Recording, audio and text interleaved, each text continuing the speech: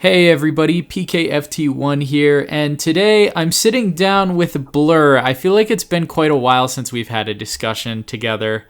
I don't know the last time I had Yeah, you on. definitely before the Yakuza month.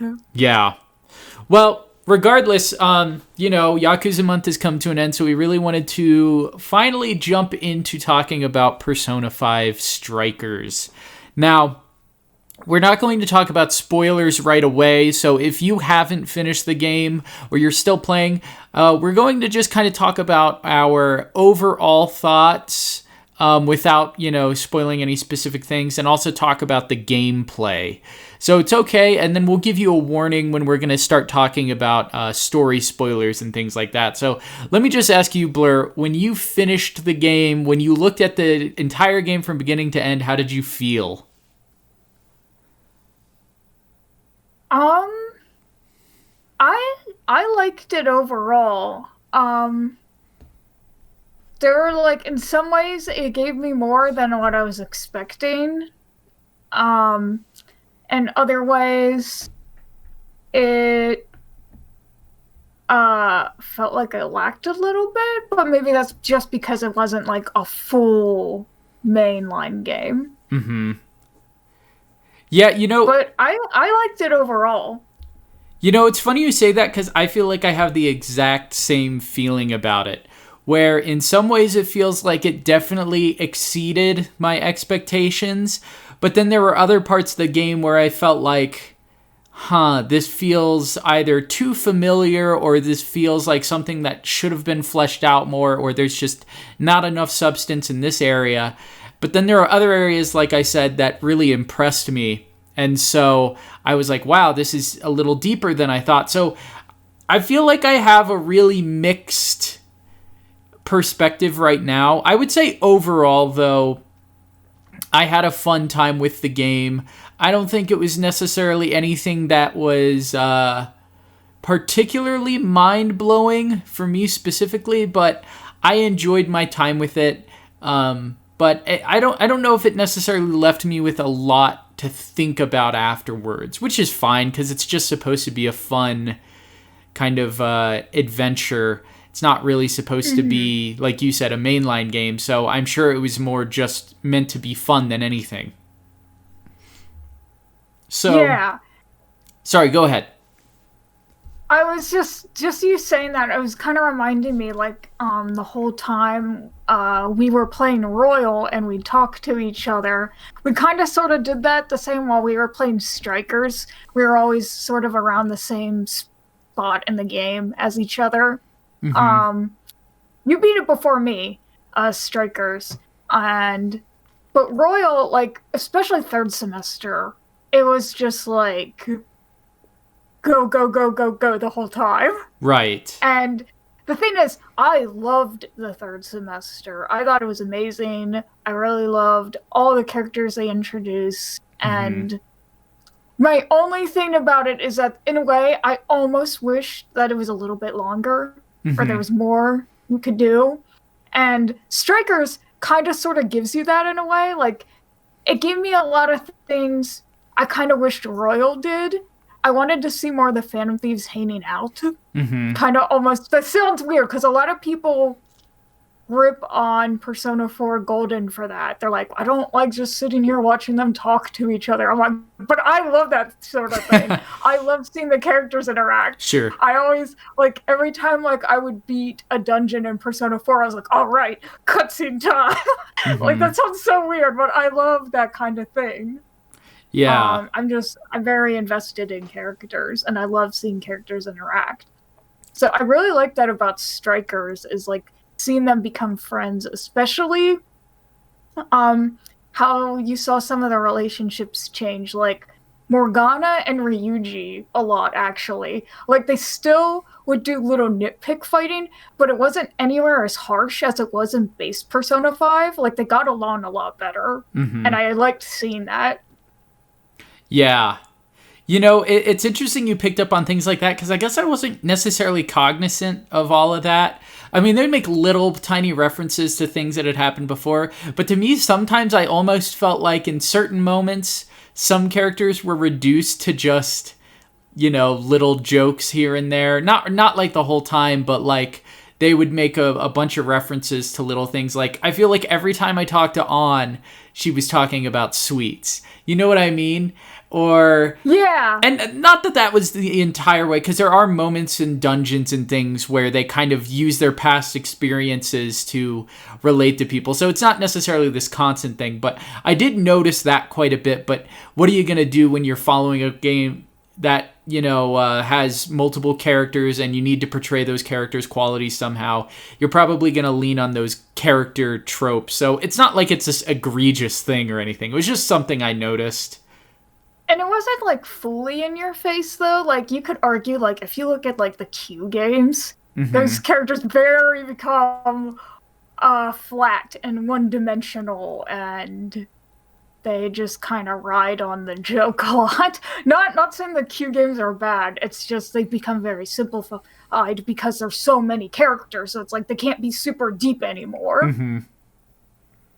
But I feel like they kept pretty true to the characters overall. I liked how the characters they use their past experience, like, as a learning thing in the jails. I won't go too much in depth of that yet, but, like, the first 3 ones, there's, like, 3 specific characters that it mostly focuses on, and I thought that was interesting, even if sometimes it felt almost reminiscent of the first game, and I'm sure it was intentional, but sometimes it's kind of like I couldn't decide if I liked that or if I just wanted something completely new.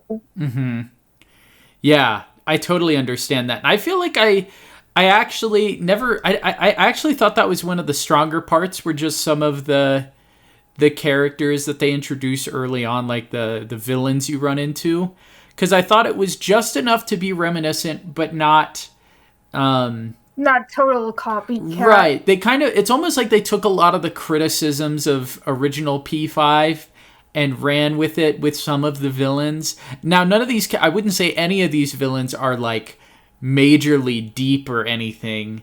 I still think, they're still fairly, I don't want to say one-dimensional, because they have another side to them entirely. They're still, it's mostly because you have such limited time to spend with them that you don't really get to go into depth with all of the villains. You spend quite a bit of time with each villain in Persona 5, with the exception of a few. But like, I liked the way they approach this, where not all of these villains are just cartoony villains. There's another side to them. You find out about their past, and maybe we'll get more into that in the story bit. But I think, to me, the approach of jails was kind of a smart idea, because instead of them having to think of different palaces for all of them and being palace rulers and whatnot, they're able to explain this whole new thing about how they're monarchs, right? And they all have their own versions of a castle. So in some ways, they're all kind of like... in some ways, they're like Kamoshida in the sense of they're all like kings or queens of their kingdoms. But it's not like they are these irredeemable... Yeah, they're more human, because it's not just like... they're like a complete, like, evil person. It's very, you learn a bit more about them and why they did the things that they did. And some of them I'd be like, I don't know if that's, like, fully a crime. It's funny, because sometimes they refer to stuff as crimes, and it's like... Yeah, exactly. I mean, some of the things they did were obviously morally wrong, but to call all of them crimes, some of them probably were, but like some of them I was like, that seems a little excessive. Into the things, I was like, that isn't really evil. That's just... Yeah, we'll talk about it. Bad at what you do. We'll talk about it. But I wanted to talk really quick, now that we've kind of given our overall thoughts. There's, obviously this is the first in a new type of spin-off, where it's real-time combat. So instead of having, your real-time strategy, or sorry, not real-time strategy, turn-based combat, you're actually in there hacking and slashing away. So how did you feel about the combat? Okay, so when I first got Strikers and I started playing it, um, I haven't played any Persona since Royal, so just jumping right into Strikers, and the very first like couple hours, it throws so much at you. Mm-hmm. And also, I've never played Muso games. I only played like Hyrule Warriors like once with my friend.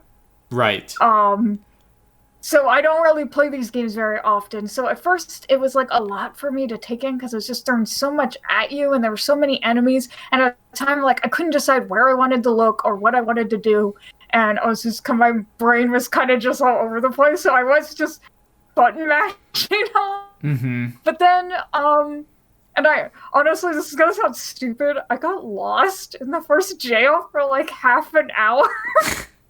It's like What part? when you finally get everyone on when you get everyone on your team, like you get all the Okay. Phantom Thieves.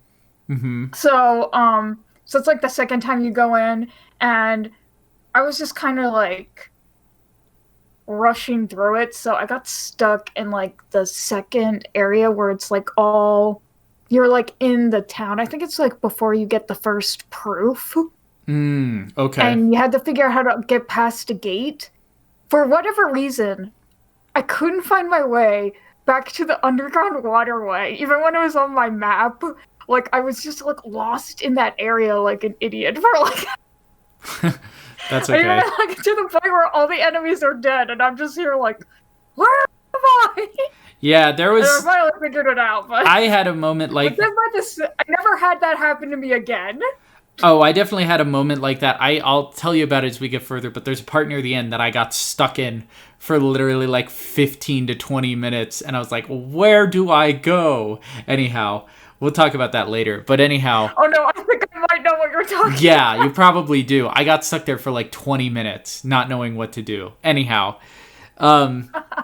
But yeah, I think you're right. They throw a lot at you at first because they say every time you do a move, okay, you can do this combo. Now you can do this combo, or you could do this combo. And then you have, your R1 move where you can basically freeze time and actually use a skill. And it's a fun way of being able to approach all the advantages of turn-based combat, all the spells and everything, to take your time and think of what you're going to choose. It still carries over I loved that, actually, just being able to think for a second during all the chaos. I was like, that was like very much needed. I liked that a lot, actually, just freezing. And it did change up the gameplay, so by the end, I was using my personas a lot. Mm-hmm.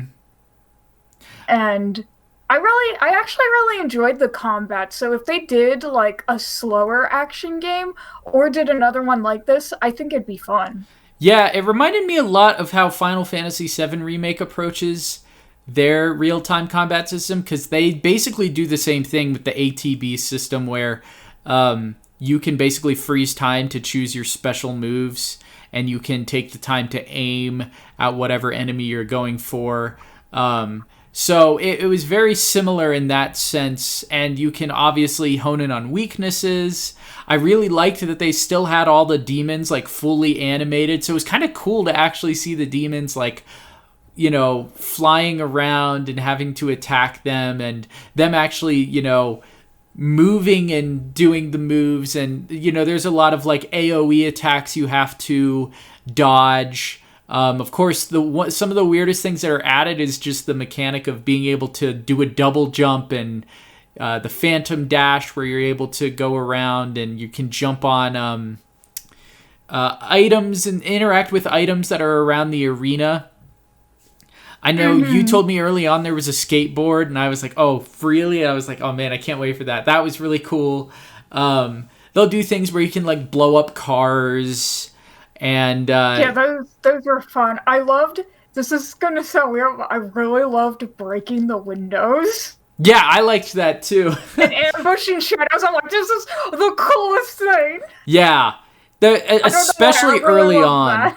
Especially early on, it's like really kind of like, whoa. Because you can, especially coming from somebody who hasn't played a Muso game at all, I was expecting it to, Yeah. because I'd seen stuff, like you said, like I'd seen like the Fire Emblem Muso game, and I'd seen Dynasty Warriors, and it just never looked that fun to me. But something about this, Appealing. I never was thinking that it was a Muso game the entire time I played. Like, even though you are Yeah, I fighting didn't pretty big either. armies of enemies, I wasn't really thinking about that because, you know, they'll give you those kind of bigger, more powerful enemies that you can focus on, and everything else kind of falls into the background.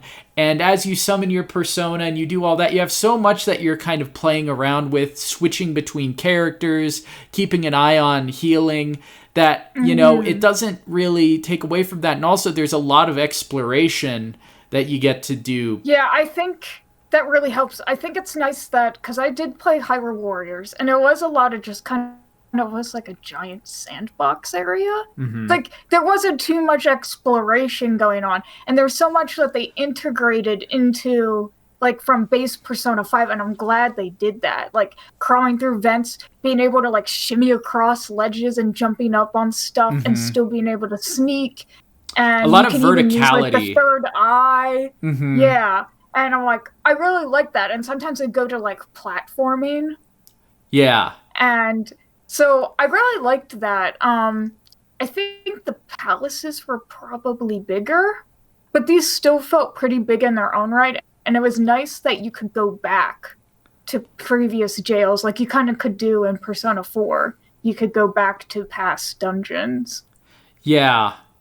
You know, I don't know. That's the thing, is I'm not sure if palaces are bigger or small. I guess it probably depends on the palace and the jail that you're comparing.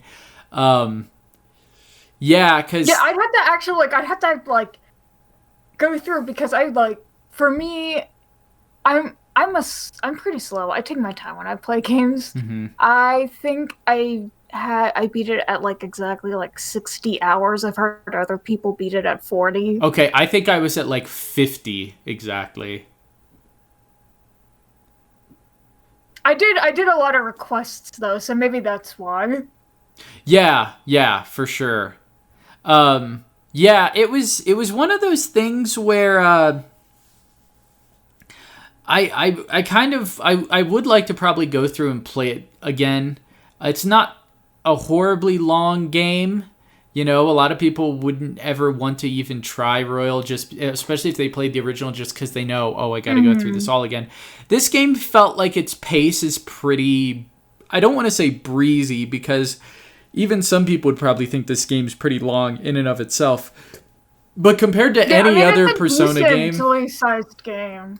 Like, just game in general. And it gets into the story really quick. You're not sitting around waiting for a long time. You know, you don't have to worry about meeting every single party member, because they're all there from the get-go, essentially. I mean, there's a few characters you meet along the way, obviously, but you don't have to worry about getting to know each one individually. You're already as a group from the beginning, and you get into the first dungeon pretty quickly and come to an understanding of kind of what's going on. So they will throw you into the combat fairly quick. Yeah, they do. There's no, like, really slow period. Even in, like story-wise, it didn't feel like there was ever, like, a really slow part. They kind of eased you into the idea of the jails before they started throwing, like, heavy plot at you. But they still keep the story going. Yeah. And keep it interesting enough to keep you engaged. Yeah. And I would... Because I know people talked about Persona 5 being like, there's parts that are just really slow, or parts in the story they weren't interested in. Because a lot of people who started Persona 5 never make it past, like, Palace 3? Oh, I have no idea. 4 and stuff. Like, I've heard people talk about it. People who started Persona 5, and they're like, yeah, I started playing it, but I never, like, actually beat it. Yeah. You probably get to a certain point where if the story isn't progressing, you're not that interested. Whereas luckily with this, especially a huge part of what speeds up this game is the fact that you're doing real-time combat, because, you know, the turn-based battles would take so long sometimes. And not that those aren't enjoyable, but it does slow down the pace of getting through a palace as opposed to a jail. A jail you can complete in... Who knows? You can complete one really quick, depending on which one it is. Yeah, you can. Sometimes they're a little bit longer, but I would say it's a pretty good length. for when you get to the boss and everything. And you still have things you do, like sending calling cards. So you do have to exit in and out, but there isn't that same type of day system in place as there was in original Persona 5.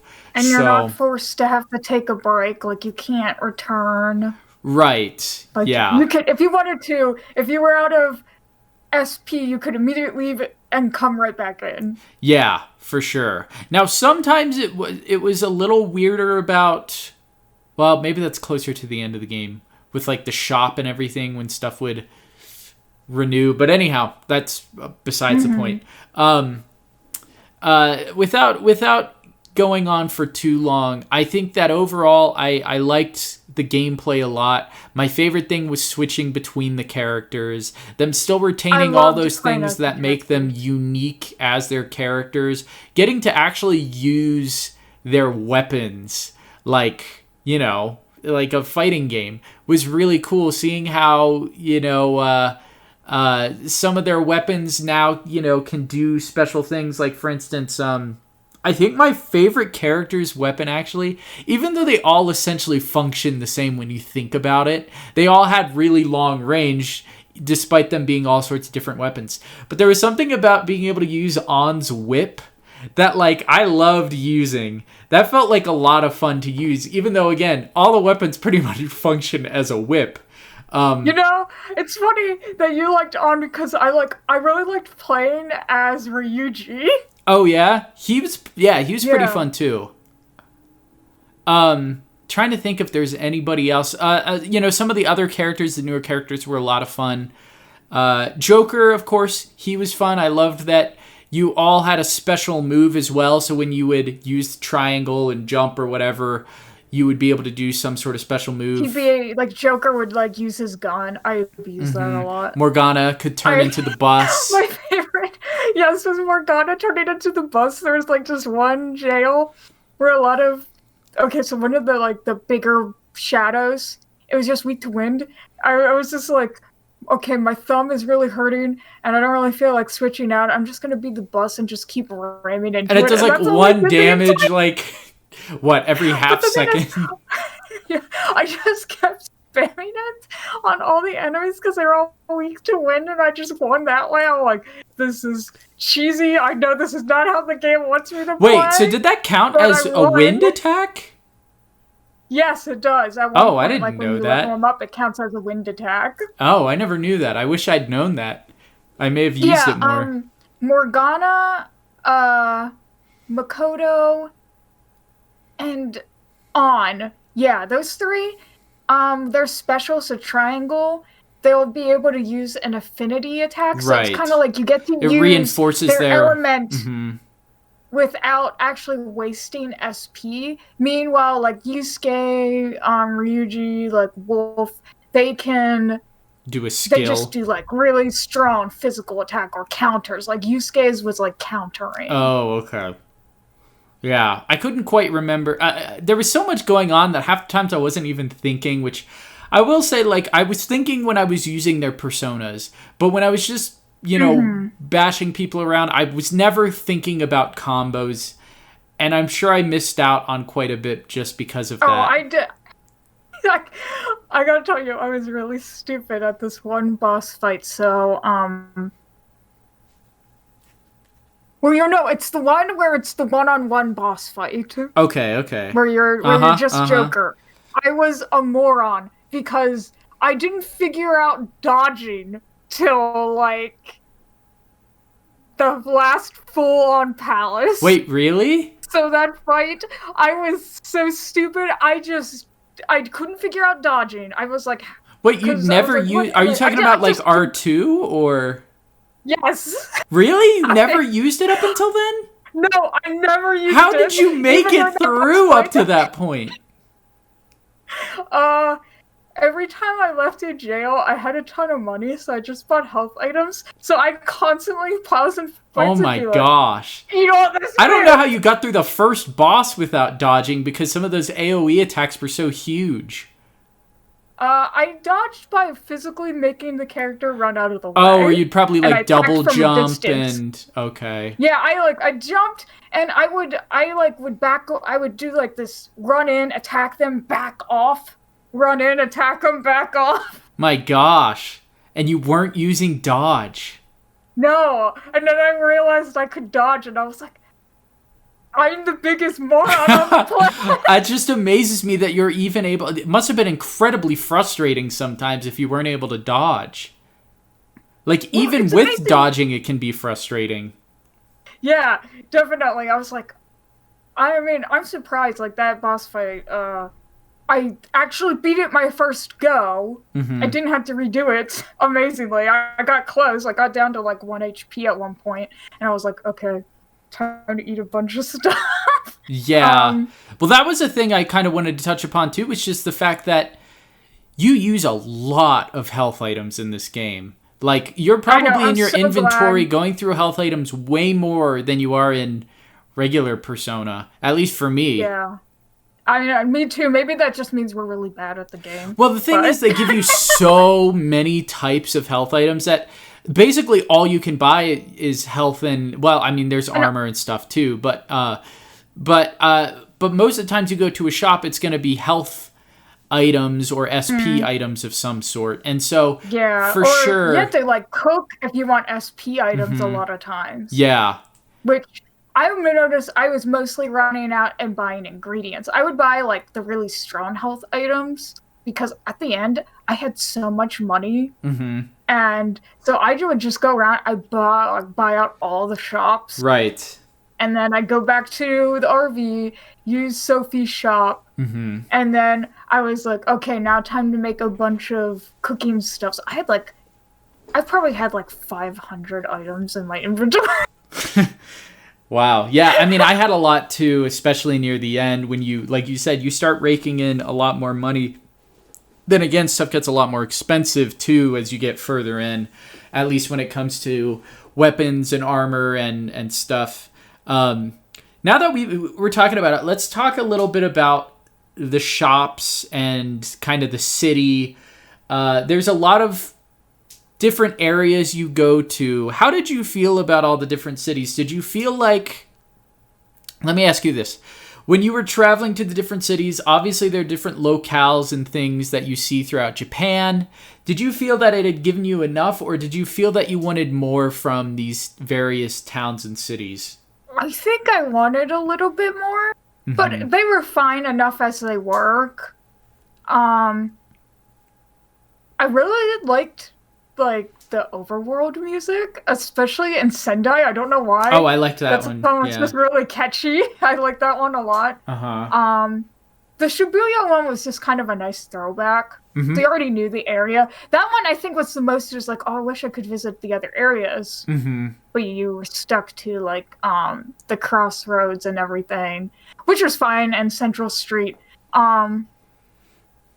And then I did like seeing the new areas. I thought they were fun. Yeah, it was weird, like, to go out of Shibuya. You know what I mean? Like, seeing other places was very kind of odd to me. But it was, like, a fun, like, look at, you know, outside of the bubble you're kind of used to. So, most of the places you go are also, you know, cities. So they're fairly large as well. Obviously not as big as Tokyo. But, it's also, there are parts where you go to smaller areas like Okinawa, and you get to see some of these smaller towns. But for the most part, you stick to cities. Cute. Yeah. And like you said, they all have their own themes, which I was actually surprised by. I thought that they would be like one theme for each town that they just reused for every town. So I was kind of glad that it wasn't that way. The music overall is pretty consistent. I'm not sure how much Shoji Meguro was involved in this soundtrack. I haven't really looked into it. I'm sure he was somewhat. I'm not sure if he did all the music, but for sure it felt weird going into the dungeons, because the dungeons, there's this kind of main theme that gets really repetitive, kind of like the Mementos theme that... Oh, you mean like when you first enter? Yes. Yeah, that song, it gets really old quick. But as you get further into the dungeon, you kind of get to the main or the epicenter of music. it, you'll get this music that's supposed to be themed to the character's dungeon. It doesn't really sound like jazzy. Like No. all the fighting music, when you're in the fights, it's very Persona 5. Right, yeah, they have a new theme and everything. But like some of the overworlds, I'm like, this doesn't sound Persona. Maybe that's right. just me. But... Especially, the second dungeon. The first dungeon, I was kind of like, okay, this music is kind of fun and slightly techno-y and boppy and kind of crazy. And I was like, okay, I can see this being Persona music. But then I got into the second one. You get into that dungeon, you're like, this music doesn't sound like it was surprising to me how much it changed the feel of the game. Like, you don't realize how much of Persona's identity is you're obviously cognizant that a large part of its identity comes from its music, but until you start playing through a level and it's not playing that acid jazz type of music and you're running through a dungeon, you're like, whoa, this completely changes the tone of the game. Especially when you're in, like, Sapporo, that one. Yeah. Where it's, like, all ice, and it's playing, like, this little, it's, like, soft, like, it fits the world. Right, like, exactly. Like, that's an ice world music. But is it Persona? Yeah, exactly. You're right. That's a big part of it is... And I think part of that was to differentiate... these characters as well as this game from original Persona. And it's not like it was an issue with the game. It actually like really took me by surprise how much it stood out. Yeah, I mean, I liked all the music. I don't think there was like a soundtrack where I was like, whoa, I hate this. Except the one we kind of mentioned. I mean, it just got old. I didn't hate it, but... Right. And they do something weird near the end of the game where they play the full song. Like, you're getting a loop of like half the song through all the other dungeons except for like, one of the last ones. And then they add this whole other section to it that they never played before. I'm like, why did they wait until now to put this section of this music in? It was just weird. Anyhow, I'm getting off track, but I finally want to touch upon just a few other little things before we actually start getting into the story and spoilers. So we're saving characters for when we start talking spoilers, but I did want to talk about the UI a little bit because it's definitely been punched up and there's a lot going on with it. Let me ask you, because I've heard various opinions on this, all positive, but just... Do you prefer the original? Do you like the original Persona UI, or do you think that Persona Strikers does a better job at it? I remember when I first saw Strikers, I was like, that UI is weird. Like, not in a bad way. I'm like, I can still see it's very inspired by Persona. And I liked it. I thought it was cool, but I noticed they used 3D models more than, like... actual 2D. Art. I think if I had to choose, I think I like base Persona 5 more, just aesthetically. But Strikers is really cool too. I don't hate it by any means. Yeah, I feel exactly the same way. But I like Persona 5 more. Yeah, I'm 100% with you.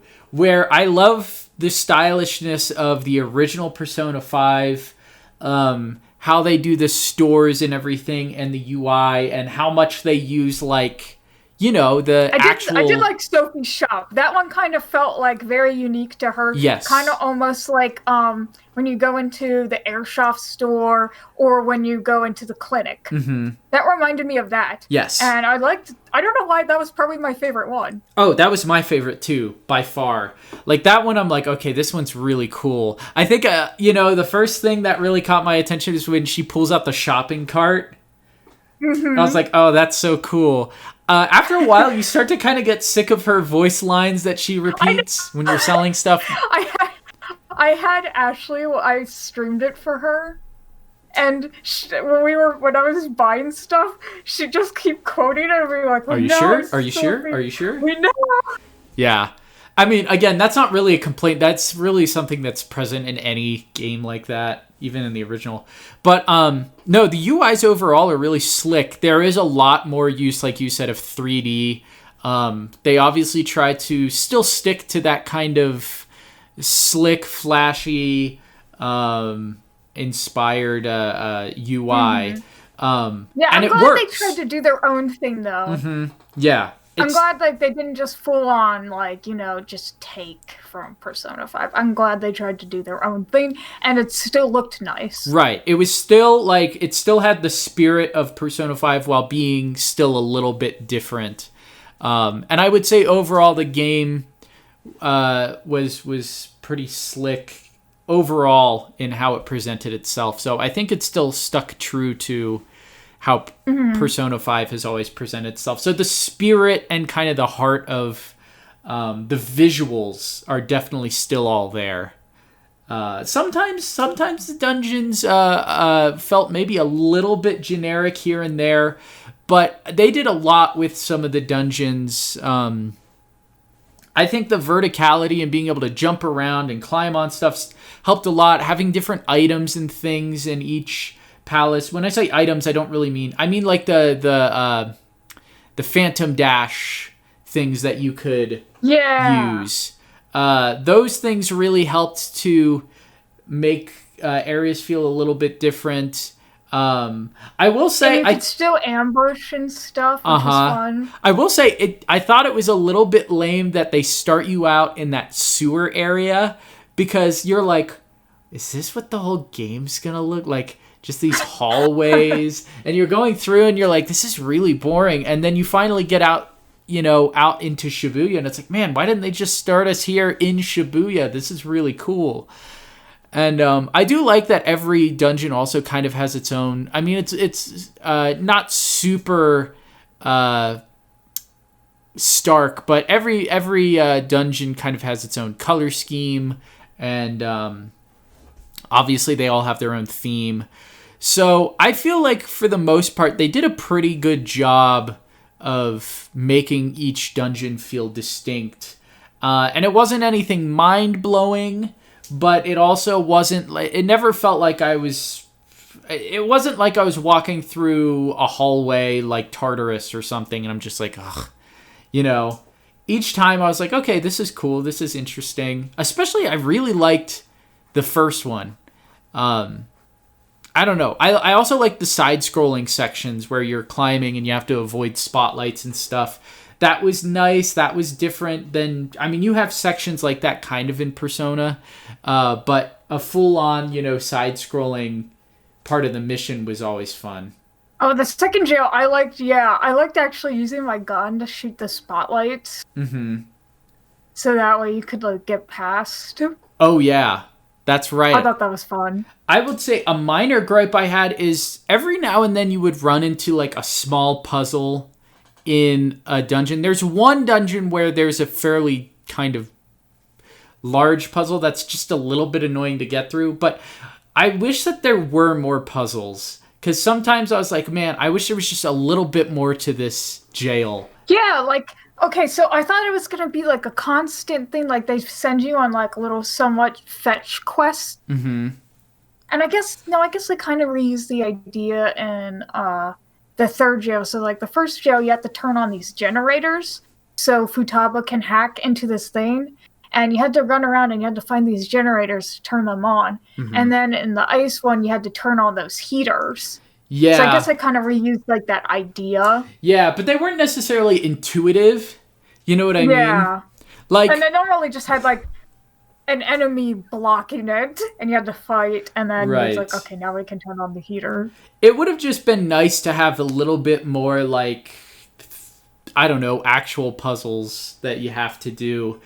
I mean, I'm trying to think if there's anywhere... I guess Persona 5, the 5th jail, you have to do that whole thing. We have to fly across in space and press those buttons. Yeah, there's the one in Futaba's dungeon. Oh my gosh, I hated that one. There's the one in Futaba's dungeon you have to do. There's the one in the third dungeon with Makoto. I can't even think of Kanashiro's palace. You have to do all that. Yes, yeah, you had to do that. There's parts where you have to memorize things. You have all the stuff in the casino with the maze, or you have stuff in the final palace with. I kind of forgot how much they did. You run it, you turn into rats, and you have to go to all the statues and. There was at one point for a second where, so it's like one of the very last jails. I was like, oh no, we had to like start going through vents at one point. And I was like, oh no, is this gonna be the stupid vent maze? I don't want to do this. Yeah. I loathe that part of Shido's palace. That is like my least favorite Yeah, part. that part is a little bit. Through this. Yeah, that part is a little bit annoying. But sometimes I like it. Like, if you can make a puzzle enjoyable enough. I just think that there were tiny little... I liked being a mouse. I thought the mouse part was cute. I didn't mind that. I just didn't like having to go through doors and there being 50 million enemies you had to get through. Yeah. I think for me, though, the big thing about Strikers was, like, it felt like it did enough to be a competent game, but I was left wanting more at the end. Just wishing that there were extra things here and there. Like, it felt almost like it was the bare minimum for me to really feel like, okay, this is a competent game. And so, again, there were areas that had exceeded my expectations. I really wasn't expecting much from the dungeons.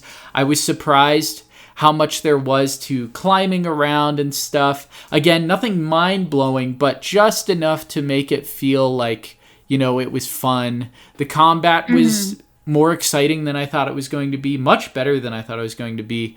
And being able to switch between... the combat. Yeah. Being able to switch between everyone. Switching definitely spiced it up, and I didn't necessarily get bored, like you said. Like, I think like when you're focusing on like the big shadows, you don't really pay attention to all the little shadows all that much. Like, they're just kind of like background. Unless you're in that part with Futaba where you have to protect her, and then those things can really throw you off. Was there any part that was like particularly hard for you? Because really, for me, it was just the very beginning of the game. Even with my inability to not realize I could dodge. Well, the thing is, I knew I could dodge, but I didn't know the button. And my other part is, I didn't know how to check the controls. You know, I think... bottom of the screen. You know, well, hey, if it makes you feel better, it wasn't until like the third palace that I realized I could do triangle moves. And I was like, oh. There we go. I mean, I knew I could do them, but I didn't realize you figured it out faster than me. I mean, I guess I knew I could do triangle moves, but I didn't realize you could do the things where you could like cast the spells without using SP, or, you know, do the affinity and stuff like that. I'm like, oh, this is cool. Like, I guess it was just there was so much going on the screen that I couldn't even really tell. Pay attention. And so I had just forgotten about using triangle as a button. So, but once I figured that out, I'm like, oh, wow, this is cool. And I still think there are probably moves that I never even performed while I was playing with, like, combos and stuff. Like, I still can't quite figure out... Like, I got it to happen, like, twice, where I was able to ride around on the motorcycle as Makoto. But, like, I only got it to trigger twice, and other times it would just be, like, you would just slam down on Johanna. You know, you wouldn't actually ride her around. So I was like, how did I trigger that? It must have been a combo I did. That. Okay, so for like Morgana and stuff, you turn into the bus. Right. You just press triangle. Exactly. Don't press square. That brings him out of it. Right. But if you can keep spamming triangle, he'll do the wind affinity and attack just as the bus. So I assume the Makoto's probably the same. Oh, okay. Yeah. All right. I must have never known about the wind affinity thing with Morgana then. I never even learned that. So tells you how much I know. But to answer your question, you asked if there were any hard parts. You know, it felt like maybe during the very beginning when I was still kind of learning things and I felt a little overwhelmed with how much they throw at you, at least what it looks like they throw at you. Maybe a little bit. But then I think the thing that threw me off the most was you would have these mini bosses sometimes that would just appear. And sometimes those felt way harder if you didn't have, like, the proper team, because you couldn't prepare. Oh, yeah. If you didn't have the proper team, you'd run into some mini-boss, or you'd be really low on SP, and everyone in your team would be low on SP, and nobody had, like, something that it was weak to. It would just make the battle drag on forever. And you were just trying to kill this thing. If you were under-leveled, it would take even longer. And so it was just really frustrating when I would run into stuff like that. Yeah, I feel like I struggled the most in the very first jail because I had to do that boss fight like 3 times. Mm-hmm. But then every other boss I actually beat on my very first try. I never had to redo another boss fight. I never even had to redo a warden fight. I did have to do the warden fight in the first jail. That one, every time, That one was I tough don't know for why, me. the warden scared me the most Yeah, than the those were the ones bosses. I was I was like, oh always. gosh, I know. I was Yeah, like, I no, was I felt that way dreading it every too. time. And honestly, I was like, aside from the first one, no. they weren't that bad. Um, Yeah, they got. I remember the second one being kind of hard, but I didn't have too much trouble. And then afterwards, like honestly, it was like then I wasn't too worried about them. But I remember being like, no, not the yeah, wardens. I will say now that you've pointed that out, there were moments where it felt like things got a little bit formulaic or stale, which again, it's that kind of way in the original too, but um I think that there's other parts where they kind of break up the monotony where some jails aren't quite as extensive as others without going into any details.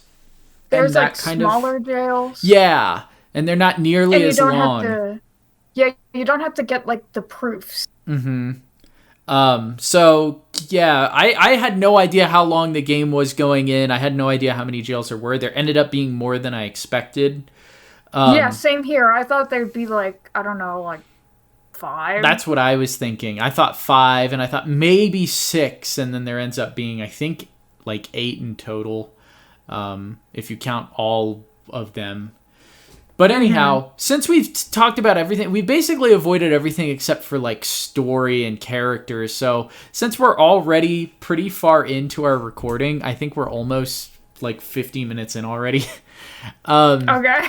We should probably start moving on to the spoiler part. So from now on, guys, we are going to start discussing characters and story spoilers. There won't really be anything off the table at this point.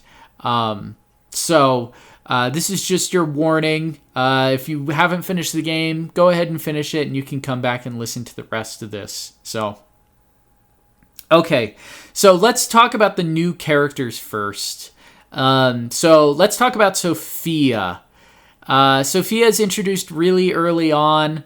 You and Ryuji and Morgana, right? Or is it just you and Ryuji who run into her? Yeah, it was you, Ryuji, and Morgana. And she comes out of this box thing, and she just basically she tells you she's humanity's companion and asks for a directive. And so, what did you think of Sophia? Did you like her right away? Did it take you a while to warm up to her?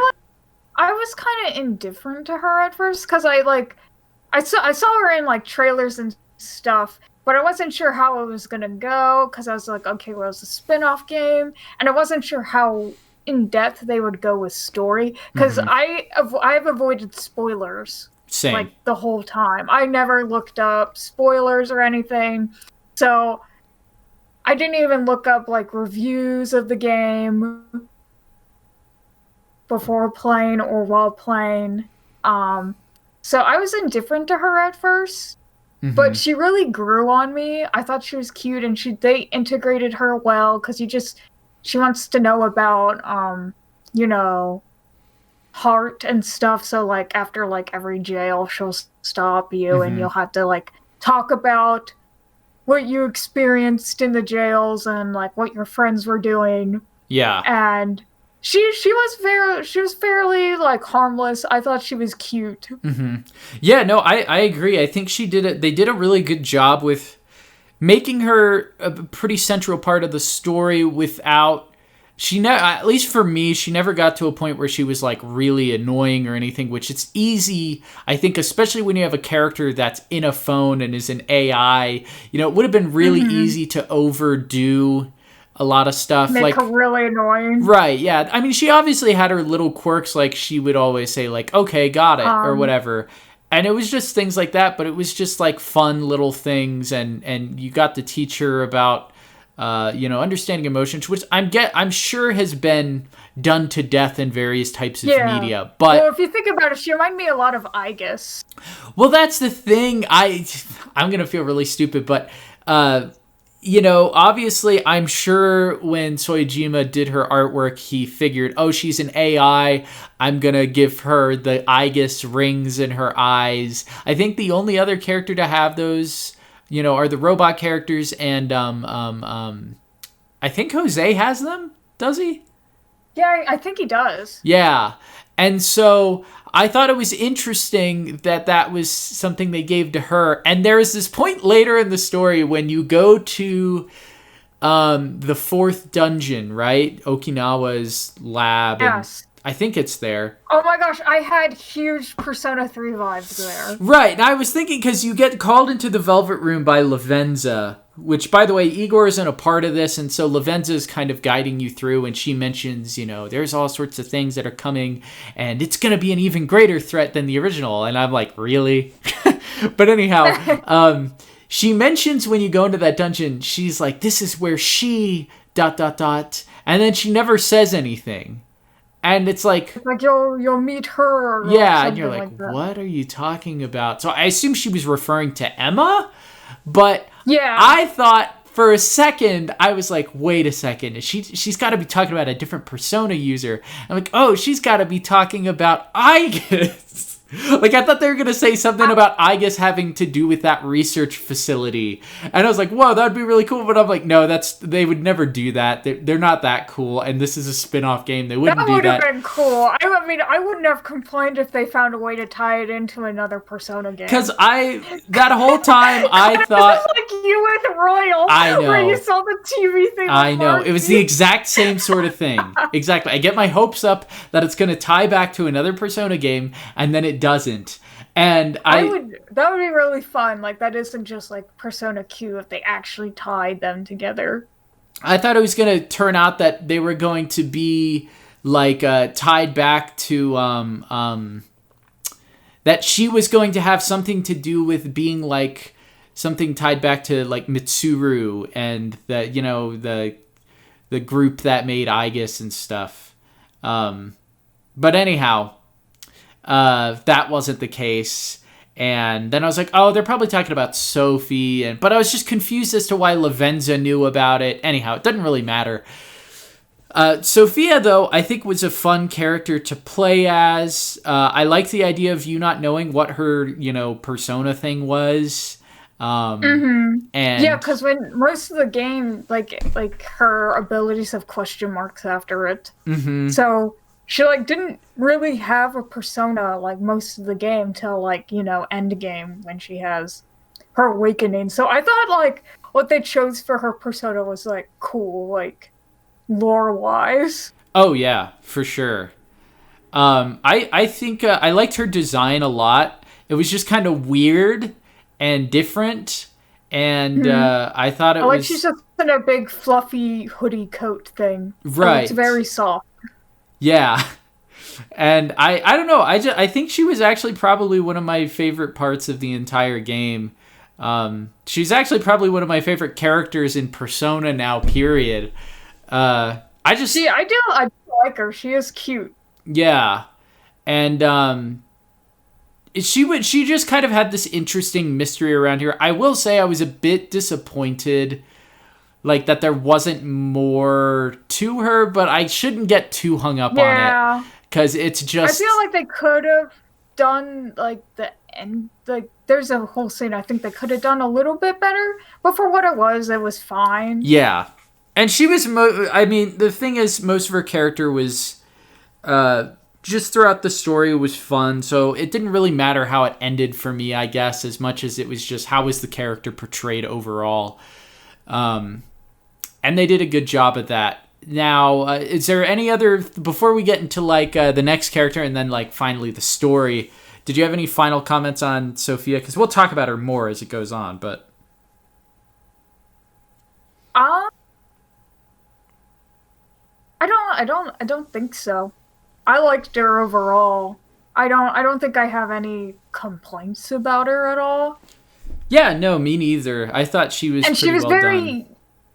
I do like that they balanced her. She didn't take the spotlight from anyone, Like, it wasn't like some games do that where it's like, it's not Persona really, but I've just seen other games where they throw in a character and it's like, it's all about this character. Mm-hmm. And she wasn't also just thrown to the side either. Like, they just push her in, and then it's like, well, she's not really all that important. She's just here to be here. Yeah.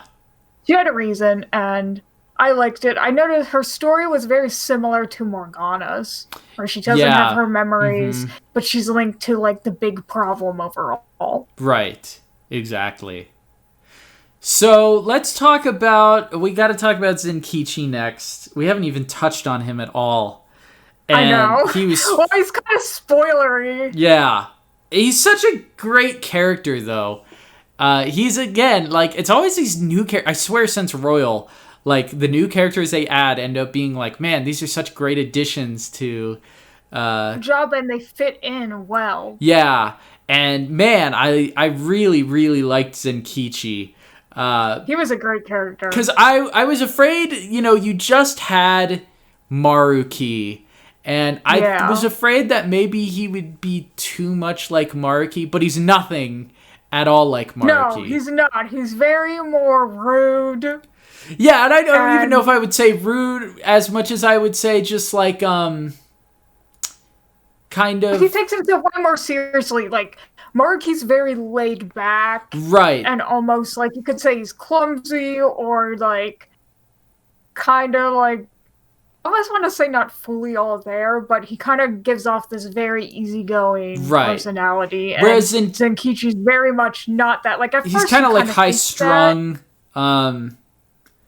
He's not even necessarily high-strung. It's like he takes his job very seriously. He puts his job before everything else, but he kind of does things in an unconventional way. Yeah, yes. I was trying to find the word for that. Yeah, he's very unconventional. Like, in the very beginning of the game where they're all talking about, we gotta look into the Phantom Thieves, he was, like, laughing, and they were like, right, we're not taking this seriously. Right, so me saying he's high-strung is a really bad way of putting that, because it's not that. He is relaxed in his own way. But yeah, sorry, go ahead. He deals with, like, when the Phantom Thieves first meet him, he, like, helps you with, like, this drunk guy, and he just kind of is like, oh, you should watch where you're going, you just fell over. And they're like, well, you just totally beat him up. Right, yeah. He's just a very interesting, kind of different perspective on what I didn't know what to expect from him. Yeah. And what I got from him is, he's kind of using this threat against the Phantom Thieves at the beginning about arresting them because they're their prime suspects, and that he wants to make a deal with them. Whereas, obviously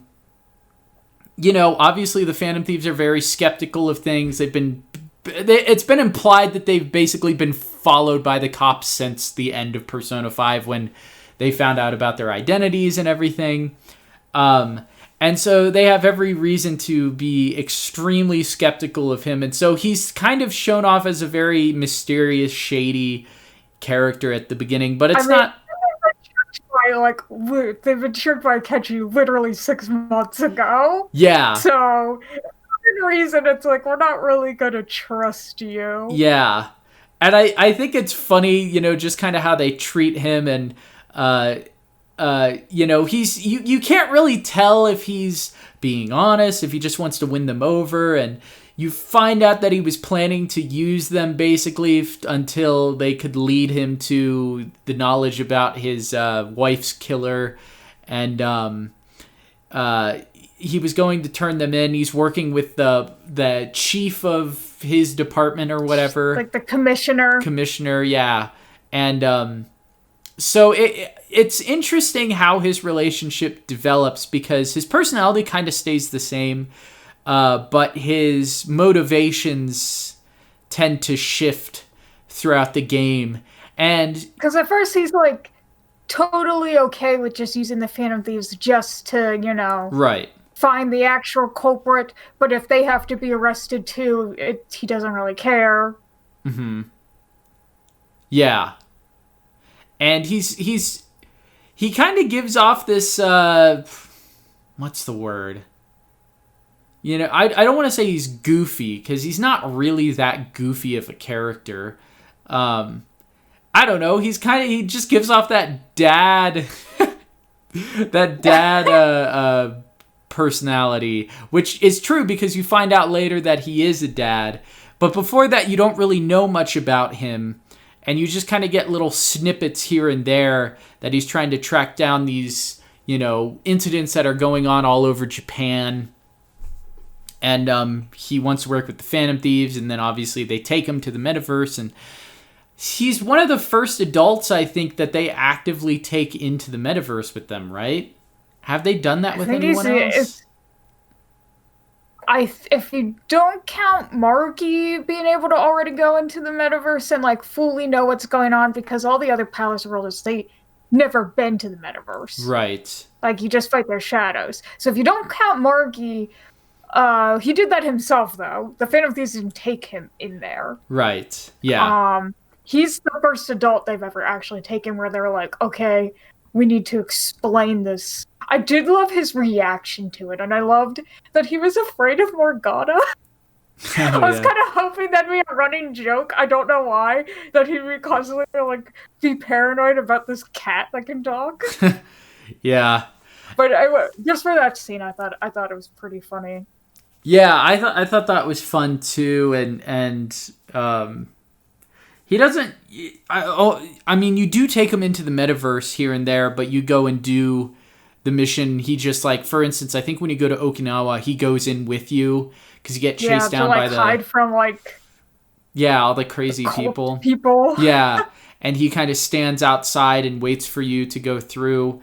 And then as you get to Kyoto, you stop in there because he tells you that he has some business he has to do, and then you find out about his wife who had died, and it's the anniversary, I guess, of the day she died, and he meets up with his daughter at the gravesite.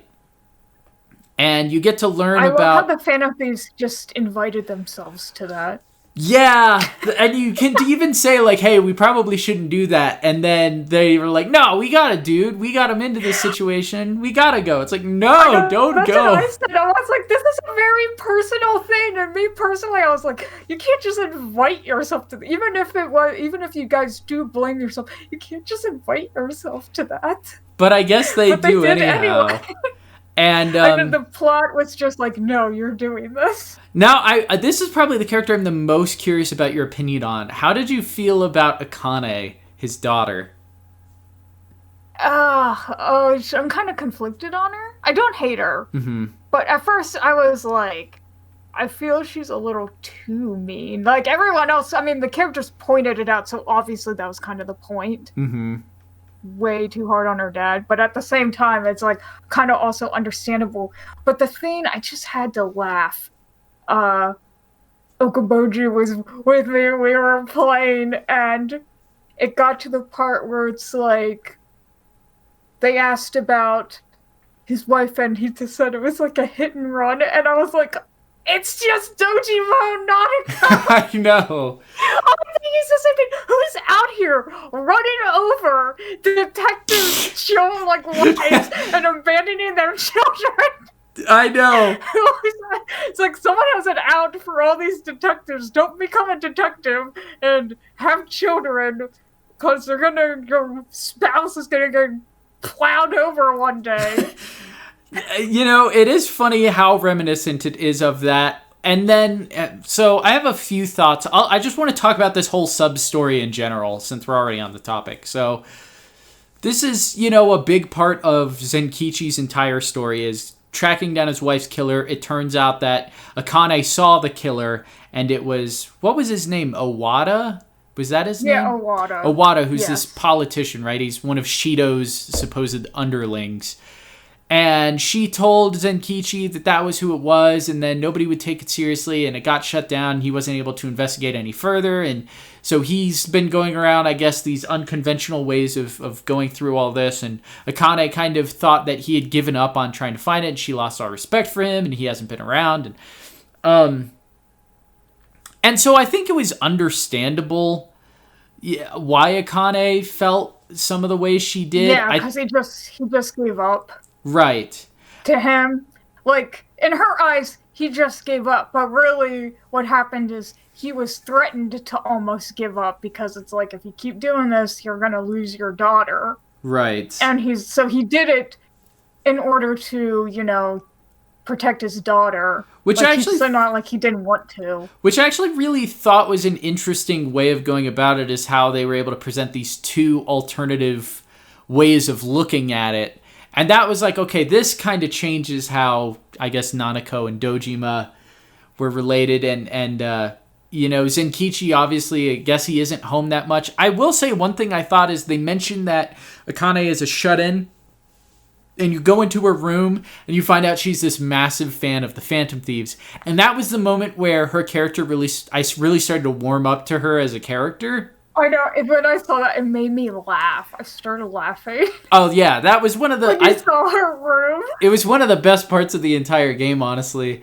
And it was. Her doing the little hand puppet thing, and it looks like, what they have on their calling card with, like, the top hat and everything. And she's doing the impression of Joker's voice. And it was just like a fun kind of idea where it's like, yeah, we did see Mishima with the fan site, but, you kind of lose perspective on how big the Phantom Thieves are sometimes. And then you see stuff like this and you're like, oh yeah, there are people out there who, would be like this. And it did also make you think that she is like a kid, because she was kind of acting like a little... Right. Like almost old. Their age. Yeah. That's what I thought. Obviously she's younger. I think they said she's like middle school. Mm-hmm. So what? She's probably like 12, 13, something like that? Yeah, probably something around that age. But... yeah, like her doing that, it's like that's still very a kid thing to do, especially with the toy in front of the camera. Yeah. I just thought that was hilarious. And you're all sitting behind her while she's streaming. Yeah. Yeah, I thought it was a cute little like addition to her character that kind of made her feel a little more relatable or understandable. And then they, have that whole thing where Zenkichi goes off with you guys and you talk to him about how to approach his daughter and try to fix things, and she slowly starts to warm up to him. And then they have that whole thing where he tries to save the Phantom Thieves, and then the jail opens and they basically create a jail for her. And you found out that she was a shut-in before, that she doesn't really necessarily eat particularly well. She just kind of eats, whatever prepackaged foods. Like frozen food or whatever. Yeah, so you start to really feel bad for her. It's kind of like Nanako, except Nanako could actually cook and wasn't necessarily Nanako shut. did like all the cooking and everything. Right. So it was kind of more like Futaba, and so I was like, oh, they're totally going to go the route of Futaba being the person that is going to, like, relate to her. But then they had Makoto do it. But then they kind of, makes sense. I just thought it was so odd that you had all these jails, right, where you go in and you have one person that relates to them. And it does make sense that Zenkichi was that person, don't get me wrong. But at the same time, I'm like, this seems like a good setup for Futaba to, like, go out of her comfort zone and have somebody that she can, like, help. Because we never got to see that. And I thought that would have been a really cool kind of development point for Futaba. But they never even did anything with that. Like, and it's like... I mean, she kind of... There was a little bit, she kind of helped Zenkichi when he awakened to his persona. Yeah. She did talk a little bit, but it was mostly Makoto who related to Akane the most. Mm-hmm. Because, I mean, it makes sense, similar situation, and honestly, it's probably like, I don't want you to, like her dad died right, on that's the job true. too, being a cop, which makes sense, because if you do her social link, she does talk about that in Persona 5. And that's why she wants to be a cop. She wants to be like her dad. And also she's like, you don't want to be angry at your dad if something happens to him. Because it's like, you won't be able to take it back. Tell him you won't be able to take that back. You don't want the last thing you say to your loved one is something cruel and angry. Right. And I think they did a really good job of creating a a dynamic between them that you wanted to see resolved. And I really liked the Kyoto jail. I think it was my favorite. And I like that one too. It's gonna sound weird. I also like the Okinawa jail. I liked how creepy it was. Yeah, I liked that too. With Kyoto, though, you finally get to that point where you have to play as Zenkichi, right? And you have to run around. That was hilarious. That was like one of the best parts of the game. The animation of him, so of him like walking through stuff is so goofy. And you finally get there. And I really liked the part where all the Phantom Thieves except for Futaba get captured. And she's the only one she has to leave. And how they bring in Sae as like the person who basically gets Zenkichi out of it, and he's able to meet up. And so then he finally has that. Yeah, I liked them bringing that in. I thought that was cool. I really liked Akane as like Shadow Akane, thinking that she's basically the Phantom Thieves aficionado, right? And you aren't the real Phantom Thieves. I know the real Phantom Thieves. And being able to basically cast shadows of all of them. They were like cognitions. Right. And that her entire appearance is based on like the Phantom Thieves logo. I was like, that's such a smart, fun idea. And so that like was really fun. And then of course, I think the best part of that whole dungeon is you have the awakening for Zenkichi, which I thought was awesome. What did you think? I thought it was cool. His shadow, like, you see the shadow on the ground? I thought that was kind of creepy. And cool. Yeah, and we'd never seen that before, have we? And then no, we haven't. His persona ends up being Jean Valjean from Les Mis. When I was talking to Sky, she pointed out, because they said Valjean, it didn't even register with me. And then she's like, oh, that's so perfect. That's like such a perfect fit for him, because it's, about a father who was a thief for his, family and did what he had to do. And I'm like, oh yeah, that is really smart. And he got like arrested. Yeah, exactly. And he was doing what he could for his daughter specifically, and his wife, had died. And it was like, wow, that's a really good fit. And they even had like 24601 written on his persona. So it's a little bit. It did. I didn't even notice that. That's amazing. And it was like, that's a little bit on the nose, but I mean, hey, whatever. Who cares? I mean, hey, you got like Zorro. Yeah, exactly. You do have Zorro. Yeah. But I really liked his persona. I thought it was really cool. Speaking of his persona, outfit. Ashley brought this up. It's like, oh, cool. He's like a sheriff, and his persona is a jail. And I was like, oh, I didn't even think of that. Yeah, I mean, that's definitely true. I love that he had his entire outfit. I liked with like the tri-corner hat and his collar's giving you some competition. I know. His persona also kind of reminded me of Izanagi a little bit, just kind of the look a tiny bit. It's like a really buff Izanagi. It was just cool. I really liked his awakening. I think that's probably one of my favorite persona awakenings in the entire series.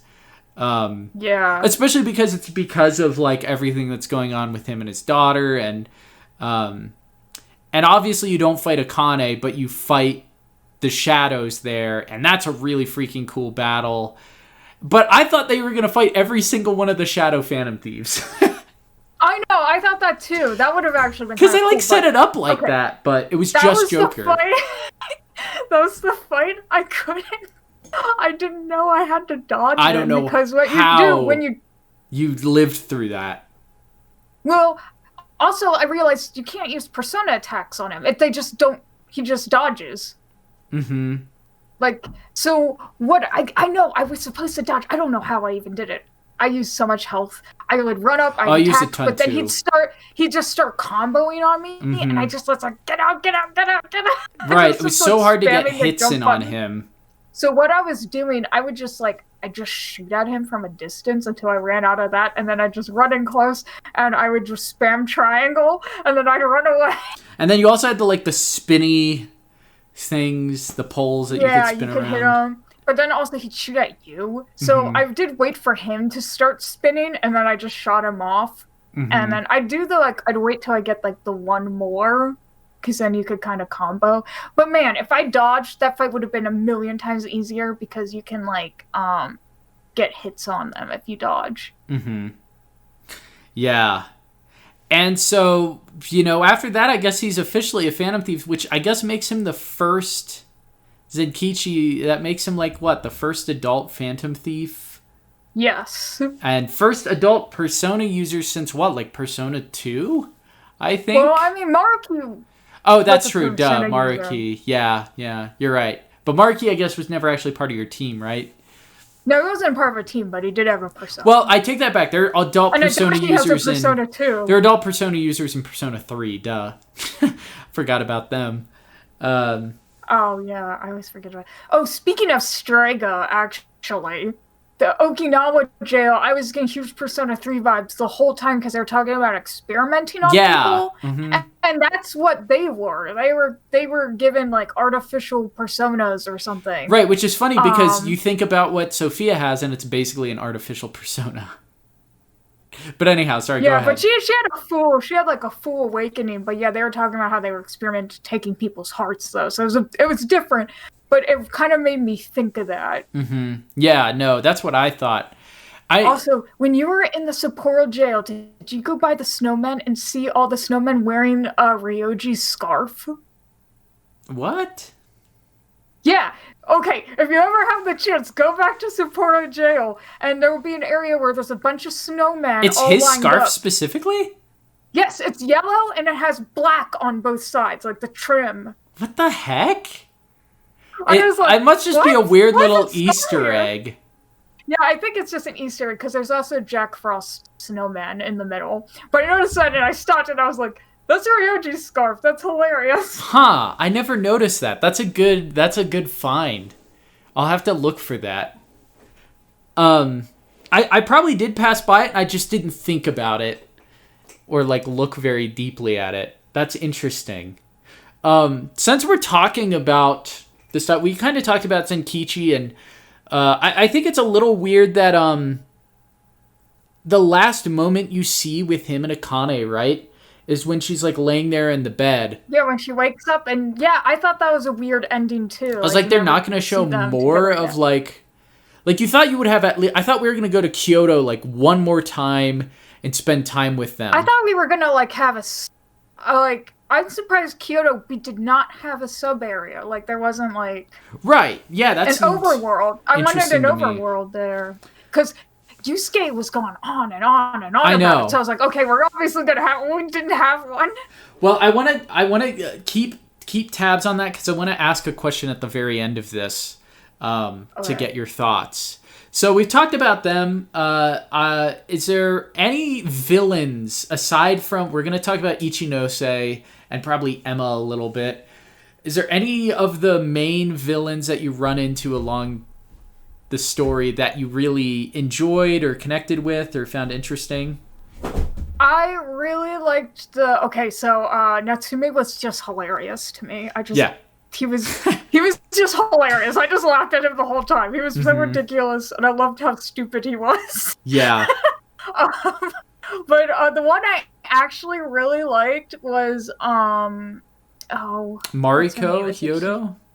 Yes, Hyodo. I liked her a lot because I was like, thank goodness, please give Haru someone. I mean, I know she was like, it was very similar to like her dad and how like she was mistreating like her employees, like a lot how like Haru's dad did. Yeah. But she was like, she had like a better reason for it. It wasn't as greedy as Haru's dad, but she was also very nice to Haru. And it was just nice to see Haru be able to have like afterwards, you know, an adult she could still probably look up to. Like, almost not necessarily a parental figure, but someone she could probably go to if she needed it. So I just thought it was really sweet, and I'm glad Haru got some time to shine that she did not get in Persona 5, because I really like Haru. Yeah. I thought it was really sweet. And weirdly enough, I felt the worst for her, because she got blamed for this death that she was not a part of. Yeah. of this child. I mean, I guess you could see it's like I was in charge, so I am Mm-hmm. responsible, which makes sense. But also, it's like, okay, but you weren't like maliciously planning it, or like those Right. two guys who are like, well, who cares if a kid died? You Mm-hmm. know, it's like she didn't plan that. I mean, I guess you could say she did hide it, but she did come out and like admit it eventually. But Honestly, for me, the biggest surprise about her character was that when she was talking to Haru and like being all really sweet, that it was genuine. Like I thought the whole thing was going to be, oh, yeah, she's being fake about it. But that's no, what it I was like thought about real. first too. Yeah, It was just that she was that's something I would have. two-faced. Yeah, I thought it was two-faced at the beginning too. It's like, oh, so she's nice to us because she's got to keep up a front of, oh, I'm nice to like the public, but I'm Mm-hmm. terrible to my employees. But then when you told her off about the sick employee, she like, I expected that's when she was gonna Right, snap that's and what I start thought. yelling at you and be like, don't ever like come to me again. But no, she actually like backed off. Like she Yeah, actually left. She's like, she's like, I have to go. Like she didn't like be like, get out of here. which is again, I think this is one of the parts where this game actually shines is these villains, at least the first three that they show off, and I guess Ichinose technically too, but they all have this other side to them that is much more human and relatable and is vulnerable and it's refreshing, especially in a Yeah. Persona game where generally they do have those sides to them sometimes, but for the most part, until they have that full change of heart, that that remorseful side doesn't really come out. But like you get to see the trauma or whatever. I guess Konoe is in that situation too. You get to see the trauma they went through that kind of made them create these defensive barriers, which kind of led to their corruption.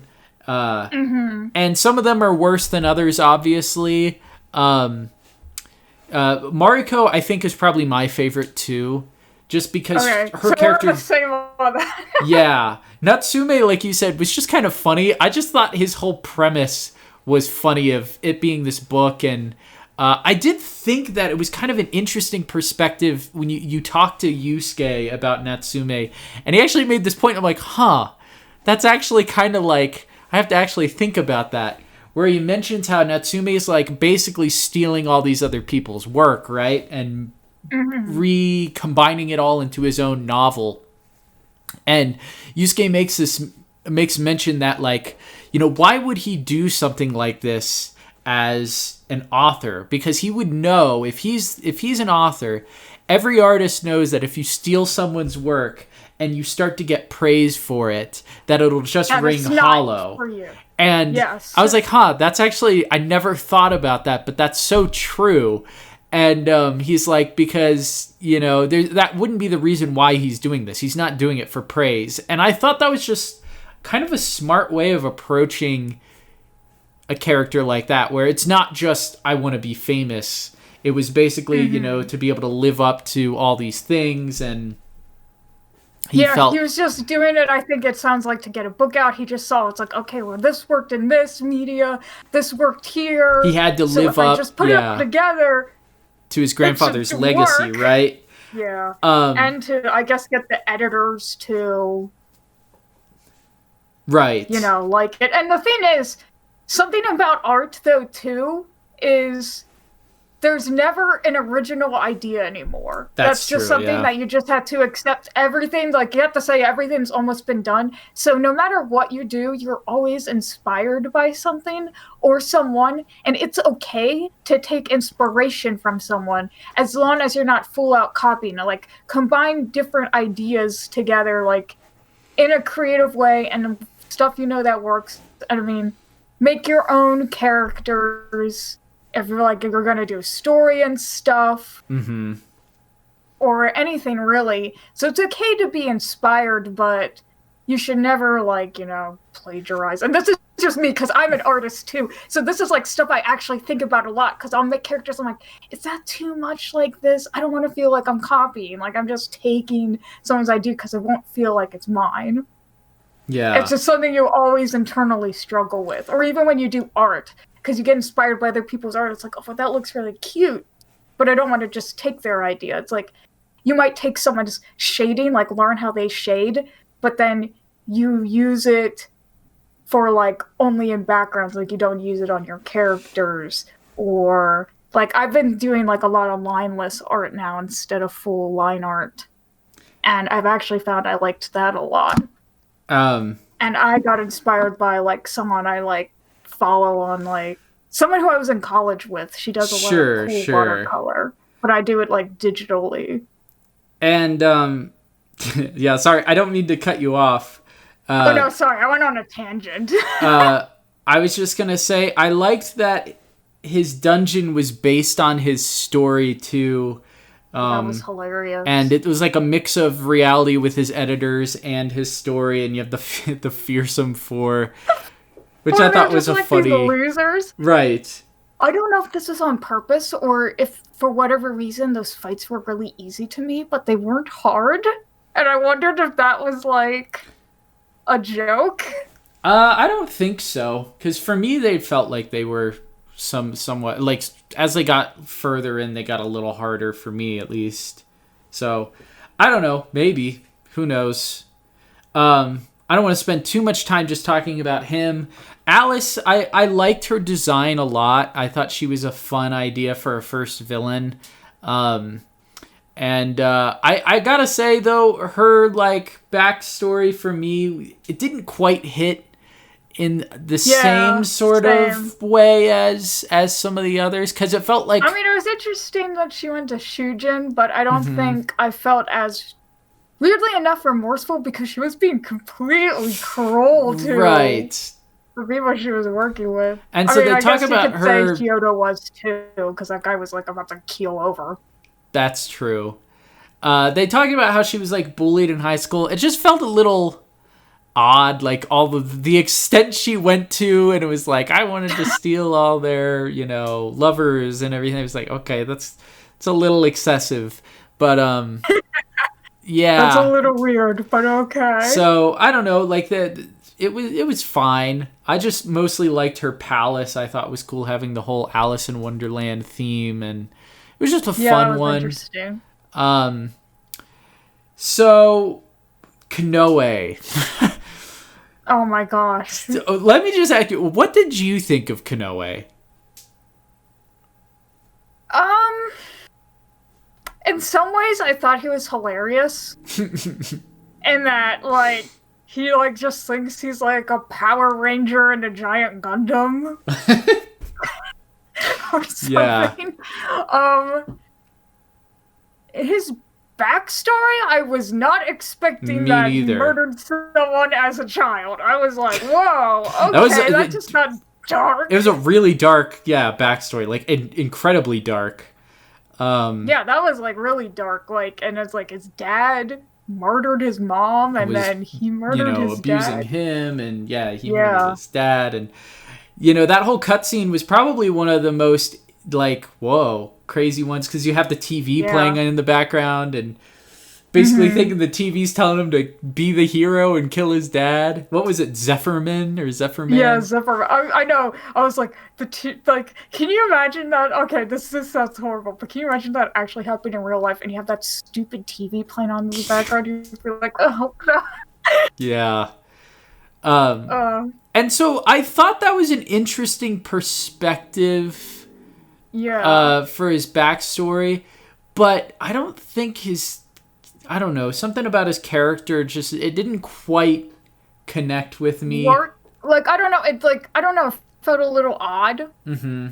Like, the backstory, it was like a great motivator for what he's doing, but I don't know if the character fully, I don't know if it was his personality. There was something that felt a little disconnected or off, like, between his backstory and who he became. It just seemed a little, it felt like it didn't quite connect in the same way. He becomes essentially this Silicon Valley executive, kind of like your Mark Zuckerberg sort of face of a company. And it's like, obviously he's supposed to be a little more cool than Mark Zuckerberg. I guess he'd be more along the lines of, what's the Twitter guy. I don't know. But I did think it was kind of funny that it's like, okay, we actually have to take down one of these social media execs. I'm like, man, in real life, I would love to do this. But here, I don't know. It's like, this is just kind of weird. But, I don't know. It was weird just because I was working with Iwata, and Iwata was by far the worst villain. Oh my gosh. Okaboji and I, when we saw, we started laughing when you first see the cutaway to Konoe talking on his phone, looking out a window. Just like SIU director. We were joking, it's like, I upgraded his office. We got sofas in here now, and I expanded the window. And, man, Iwata just... I mean, I guess he wasn't... He was so boring. He didn't amount to anything. It was like, we're just doing Shido again. That was the thing that got me, was the story was just like, are we really just doing this kind of thing again? That's what I thought. I was like, it's like, you couldn't do, like, just leave it at Konoe, maybe? Right.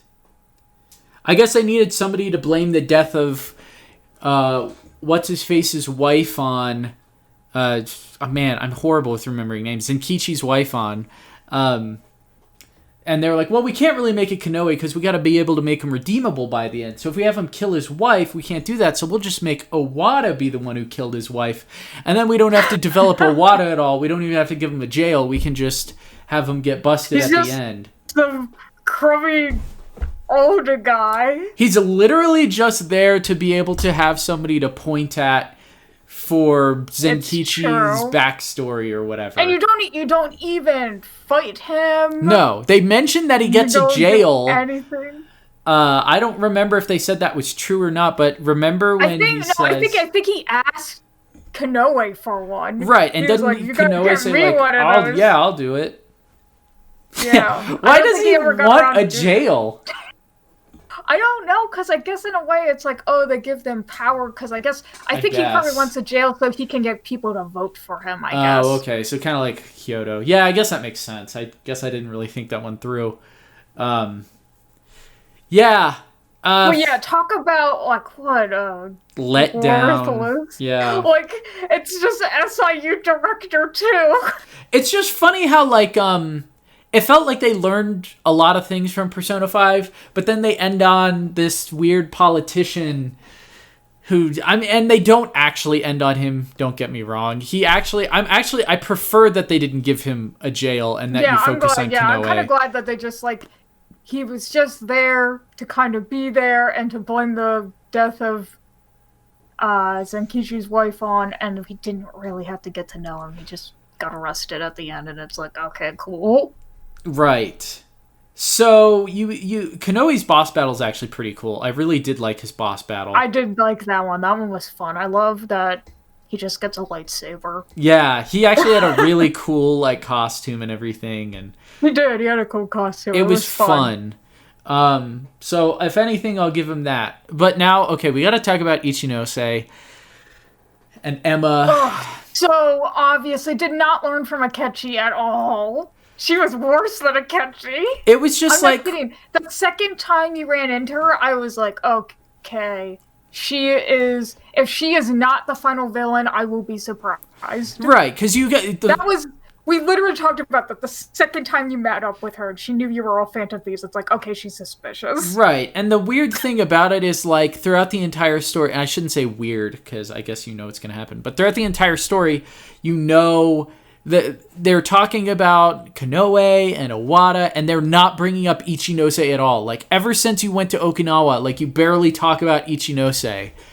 And, it's just like, okay. Like, well, you think she probably led you guys Right, there. Exactly. And it's like, so if she knows about all this stuff, or, you know, if she's involved with all this, why aren't we asking her more questions? And it's like, obviously she's going to be tied into this. And I thought, okay, so correct me if I'm wrong.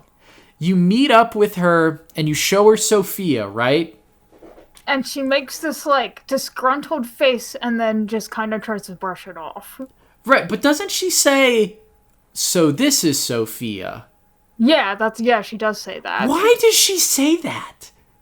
Why does she say, so this is Sophia, like she... I don't know if they already knew. What do you Like, mean? like she made it sound like they already like mentioned Sophia to her, which they didn't. Oh. Okay, because to me it made it, well, that's what made it even more confusing, is I thought that she was seeing Sophia for the first time. Like, when I saw that, I'm like, oh, okay, so maybe the company that took Emma from her created Sophia, and she'd heard about it, but this was her first time actually seeing it. But no, it was the other way around, where she created Sophia, Yeah. and Yeah, then no, I thought that was weird too. it was very because, weird. Like, it was weird. I'm not sure if that was like a translation thing. I don't know. I'd probably have just- to see that scene again. Maybe recontextualized, it would make more sense. But it made it seem like she had never met her before, which is why I was confused when she's like, "Oh, I made her." I'm like, okay, that's not surprising necessarily. It wouldn't be surprising at all if you hadn't have given that weird line earlier, making it seem like you'd never seen her. Yeah. But if I had known you, like, if you hadn't have said that line, then I would have 100% expected you to be the creator of Sophia. Anyhow, sorry.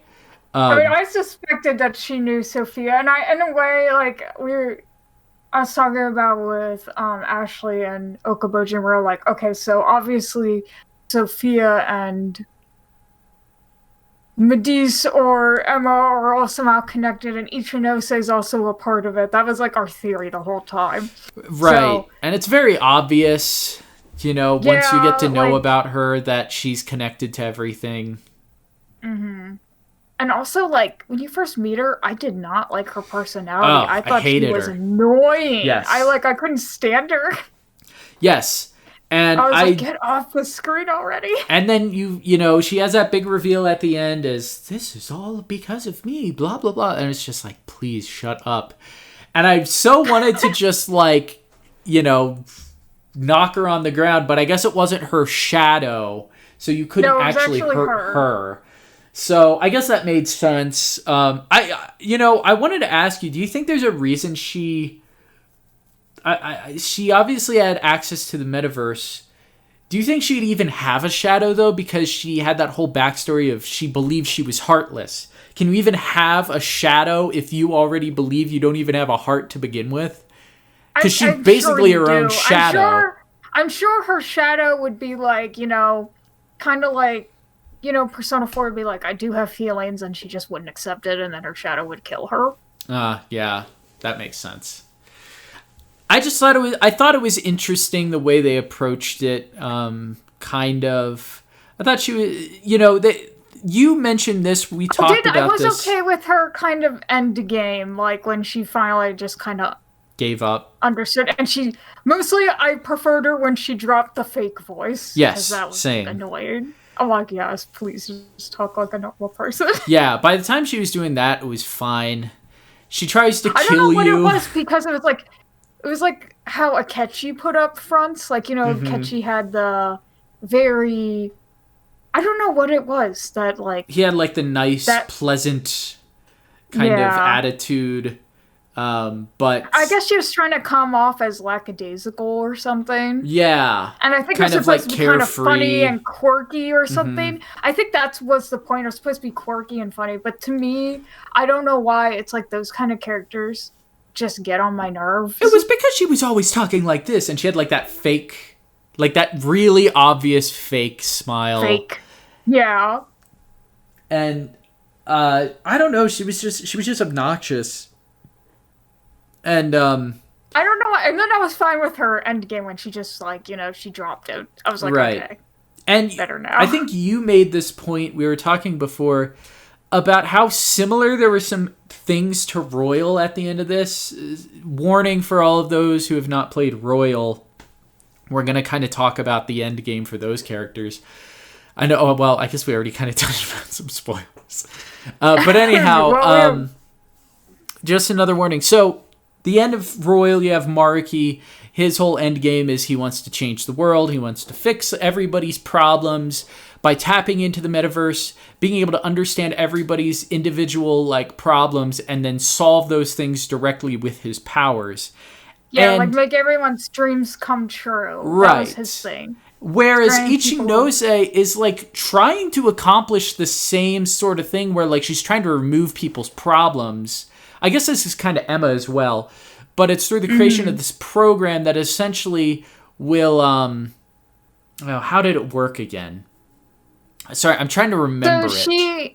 So Sophia was created so she could basically teach Ichinose, like, about the human heart. Because Ichinose saying is that she was always told that she was heartless because she didn't, like, mourn over her parents, or she didn't react the same way to, like, situations other people did. So I don't know, like, they never really expounded on why she was kind of like that. I think it's just her personality on why she's just like that, because people grieve in different ways. Right. No one grieves the same way.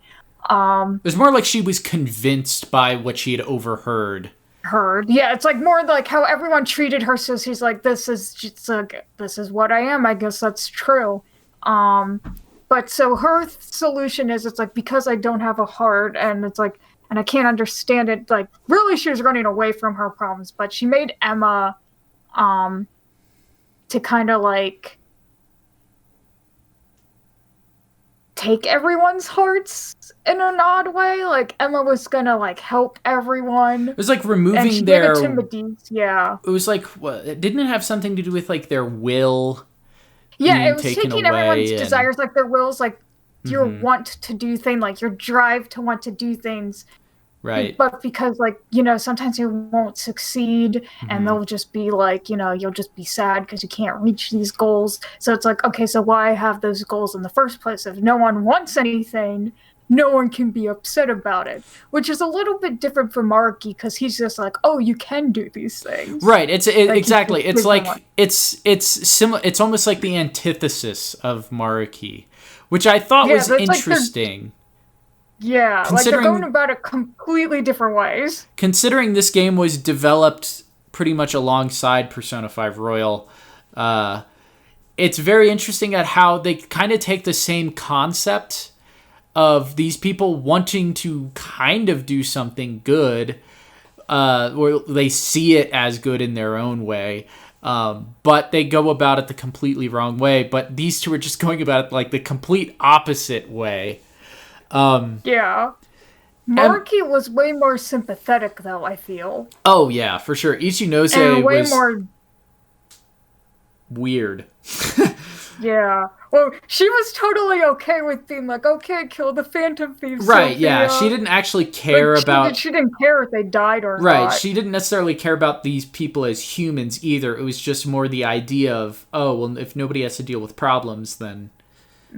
That's Meanwhile, all that matters. like, Maruki, he didn't want to have to kill anyone. Like, he didn't want to hurt the Phantom Thieves. And I feel like even if he did win, because if you look at the bad endings, I don't think he would have killed them. He just would have fully changed reality, and they just wouldn't be able to tell the difference anymore. Yeah. I don't think he would have ever have hurt them. Like, yeah. Physically, at least. Not saying, like, mentally they're totally damaged, but... Right. So I guess she had programmed Emma in a way, it learns all the stuff, and then it realizes to basically solve these problems, it needs to turn itself into a god. And it's like, oh, okay. I have to bring up this funny thing. So Okaboji, he works with computers and software, and he is always talking about AI to me. And he talks about is like, computers are actually really stupid. It's like, but they'll do these things. You give them a task. They don't account for morals. They don't take into stuff. They're just like, what's the fastest solution? But they also won't take anything that like seems illogical. So they won't be like, okay, I gotta cause mass genocide like most people think AIs are gonna do. Because it's like, if you give them a goal to help people, it's like killing people doesn't solve the goal. But there was, he said there was an example of these programmers that gave this computer a task. They're like, we want you to like, solve, I forget what the exact problem was, but it was solving these problems, but it was taking all these weird routes to do it. that didn't make sense to them, but it made sense to the computer, and it started like hacking into other things to get what it needed to complete this task. And they're like, okay, we gotta shut it down, but it wouldn't let them shut it down. Whoa. Because it's like, I gotta complete my task. So they had to like just like unplug the system. That's wild. That's basically exactly what Emma does, because they try to shut it down and then it doesn't, and it basically achieves ascension and turns into this god, and the fight's pretty cool, I have to say. I liked the way that you're able to split off into teams and fight the individual parts. When you split off into teams, that was like the coolest part for me. I don't know why. Just assigning the teams, I was like, I liked that so too, cool. yeah. I thought that was really fun. The battle itself is, whatever. It's a Persona it's actually final pretty boss simple. battle. Mm-hmm. Yeah, you just whack away at it. That's pretty much it. Every Persona game, you gotta fight a god. Mm-hmm. So I was curious if they were going to go that route or not this time. They did. They did the same thing with Mementos kind of merging with reality. Yeah, they did that again. I thought it was interesting that they kind of brought back, like, literally, it's like, oh, we're in the depths of Mementos. Right. Oh, it's like the Holy Grail. It even had like the except it was the Ark of the Covenant this time, and it was I died when they said Ark of the Covenant. I started laughing. We're like, man. So now we're doing Ark of the Covenant. We're doing the Holy Grail. We're just gonna go through all the Indiana Jones references to Christianity, aren't we? Yeah. So that was kind of funny. I also thought. Another similarity I thought was really interesting is like, okay, so for Royal, when you reach the very end of Maruki's palace, you're basically in like the Garden of Eden or something. Mm-hmm. And also like you go up the tree, which is the tree of knowledge, and in Strikers there's the tree of knowledge again. Mm-hmm. Again, I think that's interesting how it parallels. It's like two weird different perspectives on how to, do these things. I wonder if Maruki's was supposed to sort of represent, because it's like the knowledge, it's like you eat the fruit and you gain the knowledge of good and evil. So I wonder if it was like Maruki's was sort of like this weird corrupt good side, but then the Emma one was like the evil. I don't know. Maybe that's honestly, we should do a video comparing them. I think that would be really fun and kind of the parallels. But regardless, you defeat the boss, and there's not a whole lot after that. You go back home, say hi to Sojiro, say bye to Zenkichi. He gets his revenge on Iwata, and then you run into Ichinose at Shibuya, and she basically says, "Oh, I'm going soul searching," and so.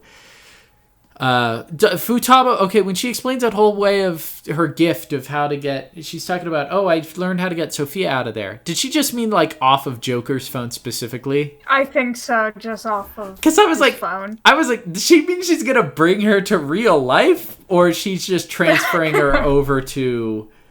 I think it's just allowing her to move. Okay. So, anyhow, I thought that was interesting, and then they do make that comment where they're like, "Oh, we'll see each other again, don't worry." And then they have that whole "till next time, Phantom Thieves" at the very end. And I know, I was like, you're not even going to see Joker at the train station again? Right. And so it's like, that was, it felt to me like this whole game overall was just a fun little kind of side adventure.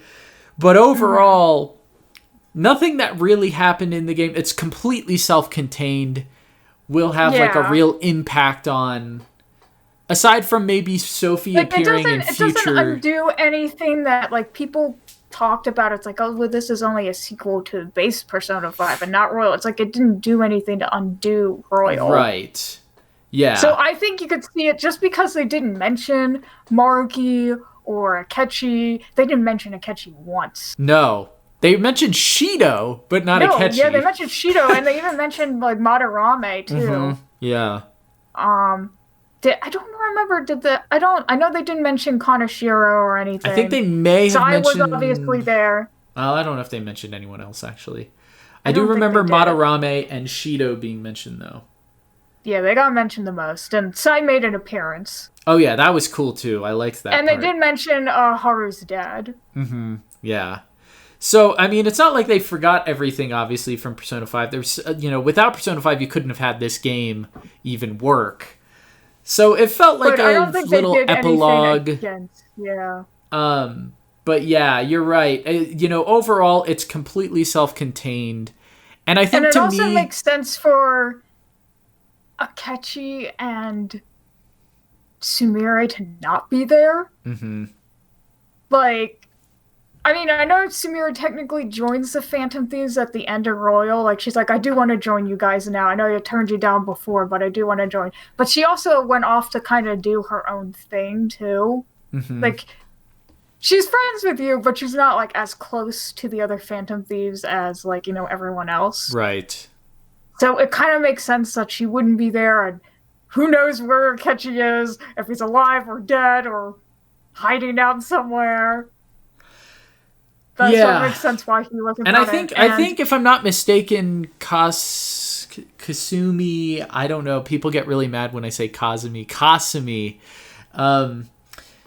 She's probably doing some sort of gymnastics thing. She's probably doing stuff over the summer. Because I know there's that point where they mentioned that she goes off to a camp. She's not really at a camp in Royal, but obviously that's something she does from time to time. So it wouldn't be surprised if she's just not in town. Yeah. Although... So... Sorry, go ahead. Oh, yeah, sorry. You can go. I was just going to say... What are some things that you would have changed or added to Royal, or not Royal, Strikers? Interesting. I'm trying to decide if I'd add anything like gameplay or... Okay, story-wise, I think I would have liked to have added them to see some actual sites in Japan. Like, the food was fine. That's the thing. They talk about food a lot. I'm telling you, about 70% of your time outside of palaces or anything that has to do with Phantom Thieves is just them talking about food. Okay, let's name something that they did that did not involve food. Okay, they saw the samurai. The statue. Yeah, they saw the statue and they went to go look at the flowers. They went to the fireworks. Yeah, they went to the fireworks and they went to the beach. Right, they went to the festival, but they mostly ate at the festival too, I think. Yeah, they ate at the festival. They were at the beach. Right, but they had their big barbecue there too. Yeah, but like outside, like not main, like the cutscene stuff, a lot of the stuff was like, let's eat. And I mean, it makes sense when you travel, you do eat a lot. It was just, there was such a heavy emphasis on food. I would have liked to have seen, like, actual sites, because I've never been to Japan, and I thought it would have been fun, but maybe they're just like, well, we already know all the sites, but... Right. I think one thing I would have added, because I think this is actually a bigger part of Persona than people realize, is mini-games. I think... Oh, that would have been fun. It would have been fun if every location had at least one mini-game. Like, for instance, you could have, like, a fishing mini-game at Okinawa where you're fishing, or you could... Or do darts again. Or... Yeah, you could do darts, or... One thing I thought would be really cool is if they brought in that card game, or, like, some variation of that card game from Royal, but you're able to play it while you're traveling, like, in the car. Oh, and you could play, and say, like, between each city, somebody challenges you to, like... a card game, and like basically every time you go to a new city you have to play cards against one of the other Phantom Thieves, and like the final boss is like Makoto or somebody who's really good at this card game. I was just trying to think of somebody who's smart who you could have as the final boss. But I just thought that could be a really fun way of like, you know, giving you something else to do outside the city, because that was the big thing for outside of the palaces is you couldn't really do a whole lot outside of palaces other than take on requests, which often just took you into other palaces. And it's like, that seems like, you know, why would you have us travel around all these cities if we don't really actually get to do anything in them? And I think Yakuza's kind of spoiled me in that sense. Yeah. But having a mini game at least would have been a nice way to spend time doing side things. Yeah, I agree. I did like cooking. Yeah, cooking, but sadly cooking is just like a menu too. You know what I mean? Like you could get ingredients, That's but it just true. goes back to I think I liked the UI for that. I thought it yeah, was cute. sure. I don't know. I feel like there's just such a big part of Persona that has to do with social links and stuff like that, and I wasn't completely sold on their bond system. I mean, it was fine for upgrades, I'm but kind of I'm glad like, that they tried to include some sort of, because you couldn't really do confidants, so I think it would have right. really complicated things. Sure. I think you could have done something, though. Like, you get a little They should have given you cutscene. more moments where you could do stuff with your friends. Like you can take someone on the Ferris wheel, or you could go up to that tower and look out. Okay, wait, those are some things that didn't have to do with food. Yeah. They did have moments Or like that. maybe do more requests that are in the town too. Like the very first one is you had to go around and like get on those sweets. Mm-hmm. And you just ran around town, and then Mona's I like, kind "Oh, of you got to liked get the those. code word out of the Yeah. manager." Yeah, I like That those was kind of ones. fun, having to figure I those like. things out. Did you ever run into the thing and like Sapporo, you could look for a four-leaf clover, I think I saw and you could. something about it once, but I didn't find any. Okay, so if you just keep going back there, like if you exit the area and come back, or when you come back from a jail, like infiltrator jail, come back, you can go back and you can keep retrying, and it'll increase your bond over and over. So I kept doing that every time I exit jails, and each little subworld had one. Huh. I didn't And even so know I that. kept doing those to increase my bond. I only saw it, I think, in the third jail. Was that Sapporo? I think, Yeah, yeah. that's Sapporo. I looked for the four-leaf clover, and then in Osaka, there was like that Buddhist statue, and you had to go like wish Oh, yeah. on it. Mm-hmm. And also in Sendai, there were like fortunes you could take. Yeah. Now that you mention it, I did like... It's funny playing Yakuza. When you go to Osaka, because that's, a section that's heavily featured in the Yakuza series, because you're basically in, I think it's called... In real life, it's called like Dodenburi, but in Yakuza, it's called Sotenbori. And you literally spawn, like when you get there, on the bridge that you spend a lot of time on in Yakuza. So I'm running around, I'm like, oh my gosh, it's the big crab and everything. Even though it's real life Japanese locations, I just keep thinking, oh, this is so funny because I've seen this depicted in Yakuza, and it's just weird to see it now.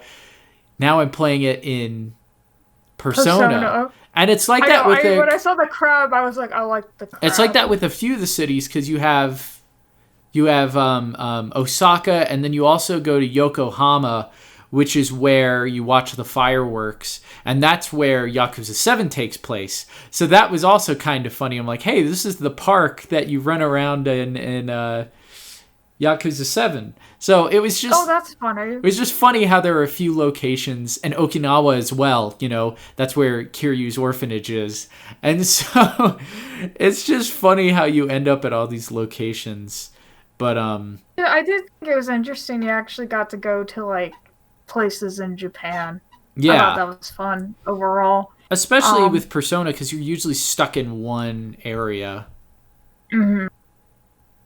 And most of them are, I think Tokyo is like the first one where it's like, okay, you're actually in a real life, because Inaba is like made up, and like the place you are in Persona 3, the Port Island, I think is made up too. Yeah, I'm sure it's all based on actual stuff. But that's the first time I think you go to an actual... I mean, I don't know about Persona 1 and 2, but yeah, Persona 5 Yeah, at least. I don't know either. I can't speak for Persona 1 and 2. But yeah, you're totally right.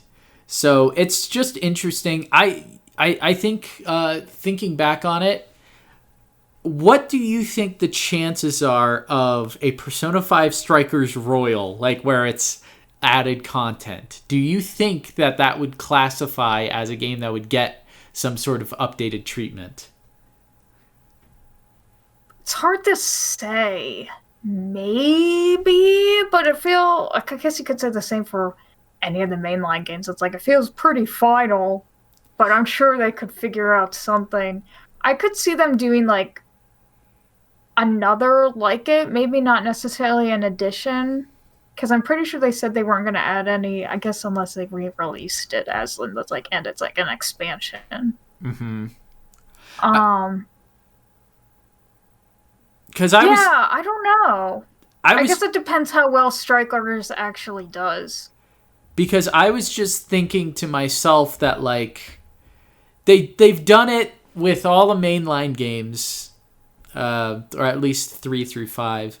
And I just keep thinking to myself, if this really is a sequel, I would not be surprised if they would look back on it. Because they did it with Catherine, too, which isn't even a Persona game. And I'm like, I wonder if one day they will go back to this game and add new content. Because I could see them being like, okay, we could add more stuff to tie it to Royal. We could add in Akechi here and there that you see, him spying on you from afar. Or you could add in some new jails in between. Or you could expand on Akane and Zenkichi's relationship, get some more cutscenes. Or you could go to and you have a hub world in Kyoto. Maybe they add more of Owada, heaven forbid. Yeah, Kyoto. You could add Kyoto. You could add more to the cities and dungeons, like update them. I don't necessarily think they have to do this. I'm just thinking to myself, would Atlas do something like this? And I'd be lying if I said it was a 0% chance possibility, because we know that they love to go back and, add stuff. So, but then the other thing that got me thinking is, what are the chances of Persona 3 or Persona 4 Strikers? Like, would they do anything like that, do you think? I would not be against that. I think it would be fun if they did more for the other games. I don't know how likely it is, but I don't know how likely it is, but I think it would be fun if they did that. Because I like the old cast. So I would like to see, if they did that, I wouldn't be upset. And they made it like story-based like Persona 5, because I'm kind of glad they did make it more story-based. And they didn't like butcher the characters or anything. I think they handled most of them pretty well. Like, I'm glad Haru got more time to shine. I feel they handled everyone pretty well. Yeah. Like, no one felt like terribly out of character or anything. And everyone kind of had... I noticed everyone had a chance to relate, like, An with Alice, Yusuke with Natsume, Haru with Kyoto. Oh, Makoto and Akane. I don't know if Futaba had Makoto anybody. and Akane. Kind of, sort of Akane too. Did anybody relate with Konoe? Ichinose. Mona and Ryuji got to stand up for Sophia and the That's true, Okinawa Palace. They got like really mad for her. But what about Konoe? Did anybody relate to Konoe? Not really. Okay, that's what I thought. Anyhow. I think because Zenkichi he was a good voice of reason, because I noticed the Phantom Thieves, like, they get very emotional. Mm-hmm. In a weird way. Like, every time, like, they'd see people's trauma, and he was kind of the one there, it's like, it doesn't excuse for the bad actions they're doing. They still have to be stopped, no matter how pitiable their past was. Mm-hmm. Yeah. I think in the end, like you said, the story and everything worked well enough. There were some things I didn't necessarily care for, or I thought were just kind of boring. Like, I feel like when I finished the game, I wasn't really thinking that much about it. Like, I finished it and I was like, all right, there's not really much to think on. It's just kind of said and done. It left me wanting a little bit more, but that's probably a good thing. I think if it's leaving you wanting more that you wanted, to keep playing or anything, I think that's a good thing. And it's definitely a game I would probably go back and replay. Same. Like, if for nothing else, the gameplay. Yeah. So, well, do you have any final thoughts? We've been talking for like over 2 hours now. Oh my gosh. I mean, if we've been talking for this long, I have enjoyed it. I don't think I have way too many criticisms, unless it was like maybe I was really nitpicking. I mean, I do think some of the villains, like the final villains, were a little lackluster. I did think Emma being the final villain was hilarious, especially now knowing that her voice was done by Siri, or the lady who did Siri. Mm-hmm. So you're just beating up Siri at the end. Yeah, I know, that made me laugh too. And also fighting Zack and Cody's mom in Sapporo. Yeah. But, yeah, I think overall, like, I had a lot of fun with it. But I don't know if I necessarily got the same type of satisfaction out of it as, you know, a mainline Persona game, but that's fine. Yeah, I think definitely the stories are stronger in Persona 5, and I feel like Royal, like, really, like, I really liked it. Mm-hmm. Royal had that bittersweet ending, though. Mm-hmm. It was, like, really, like, because I was remembering, I was kind of glad that Strikers was coming out after Royal, because, like, do you remember the very end of Royal? All the characters are like, we're gonna go off and do our own things. Like, Ryuji and An are gonna leave Shujin. Like, I guess they're gonna transfer. And Yusuke's like, I guess it's just me staying. Oh, yeah, that's right. Makoto and Haru are like, we're going to college. So it's like everyone's like really splitting ways. And it's just kind of like almost like you're happy for them because they're growing and they're gonna do their own thing. But it's also like, oh no. So I was kind of glad that Strikers happened. But it's kind of nice that they ended more on an upbeat note. Definitely. But yes. I'd like to see more if they ever do an arena game. I don't know if that's ever happening at this point. I lose faith in it more and more each day, but I guess we'll probably learn more soon. Anyhow, I think everything that we've pretty much had to say has been said. I'm sure there's little things that we forgot to mention, but overall, I think I would give the game maybe an 8 if I had to rate it. I think that's what I would give it. Yeah, I think that sounds reasonable. I had fun with it. I wasn't like, oh, every time I played it, because sometimes there are some games where I get to a point and I'm like, I don't want to do this. Sure, yeah. Well, if that's it then, I guess we'll finish this off, guys.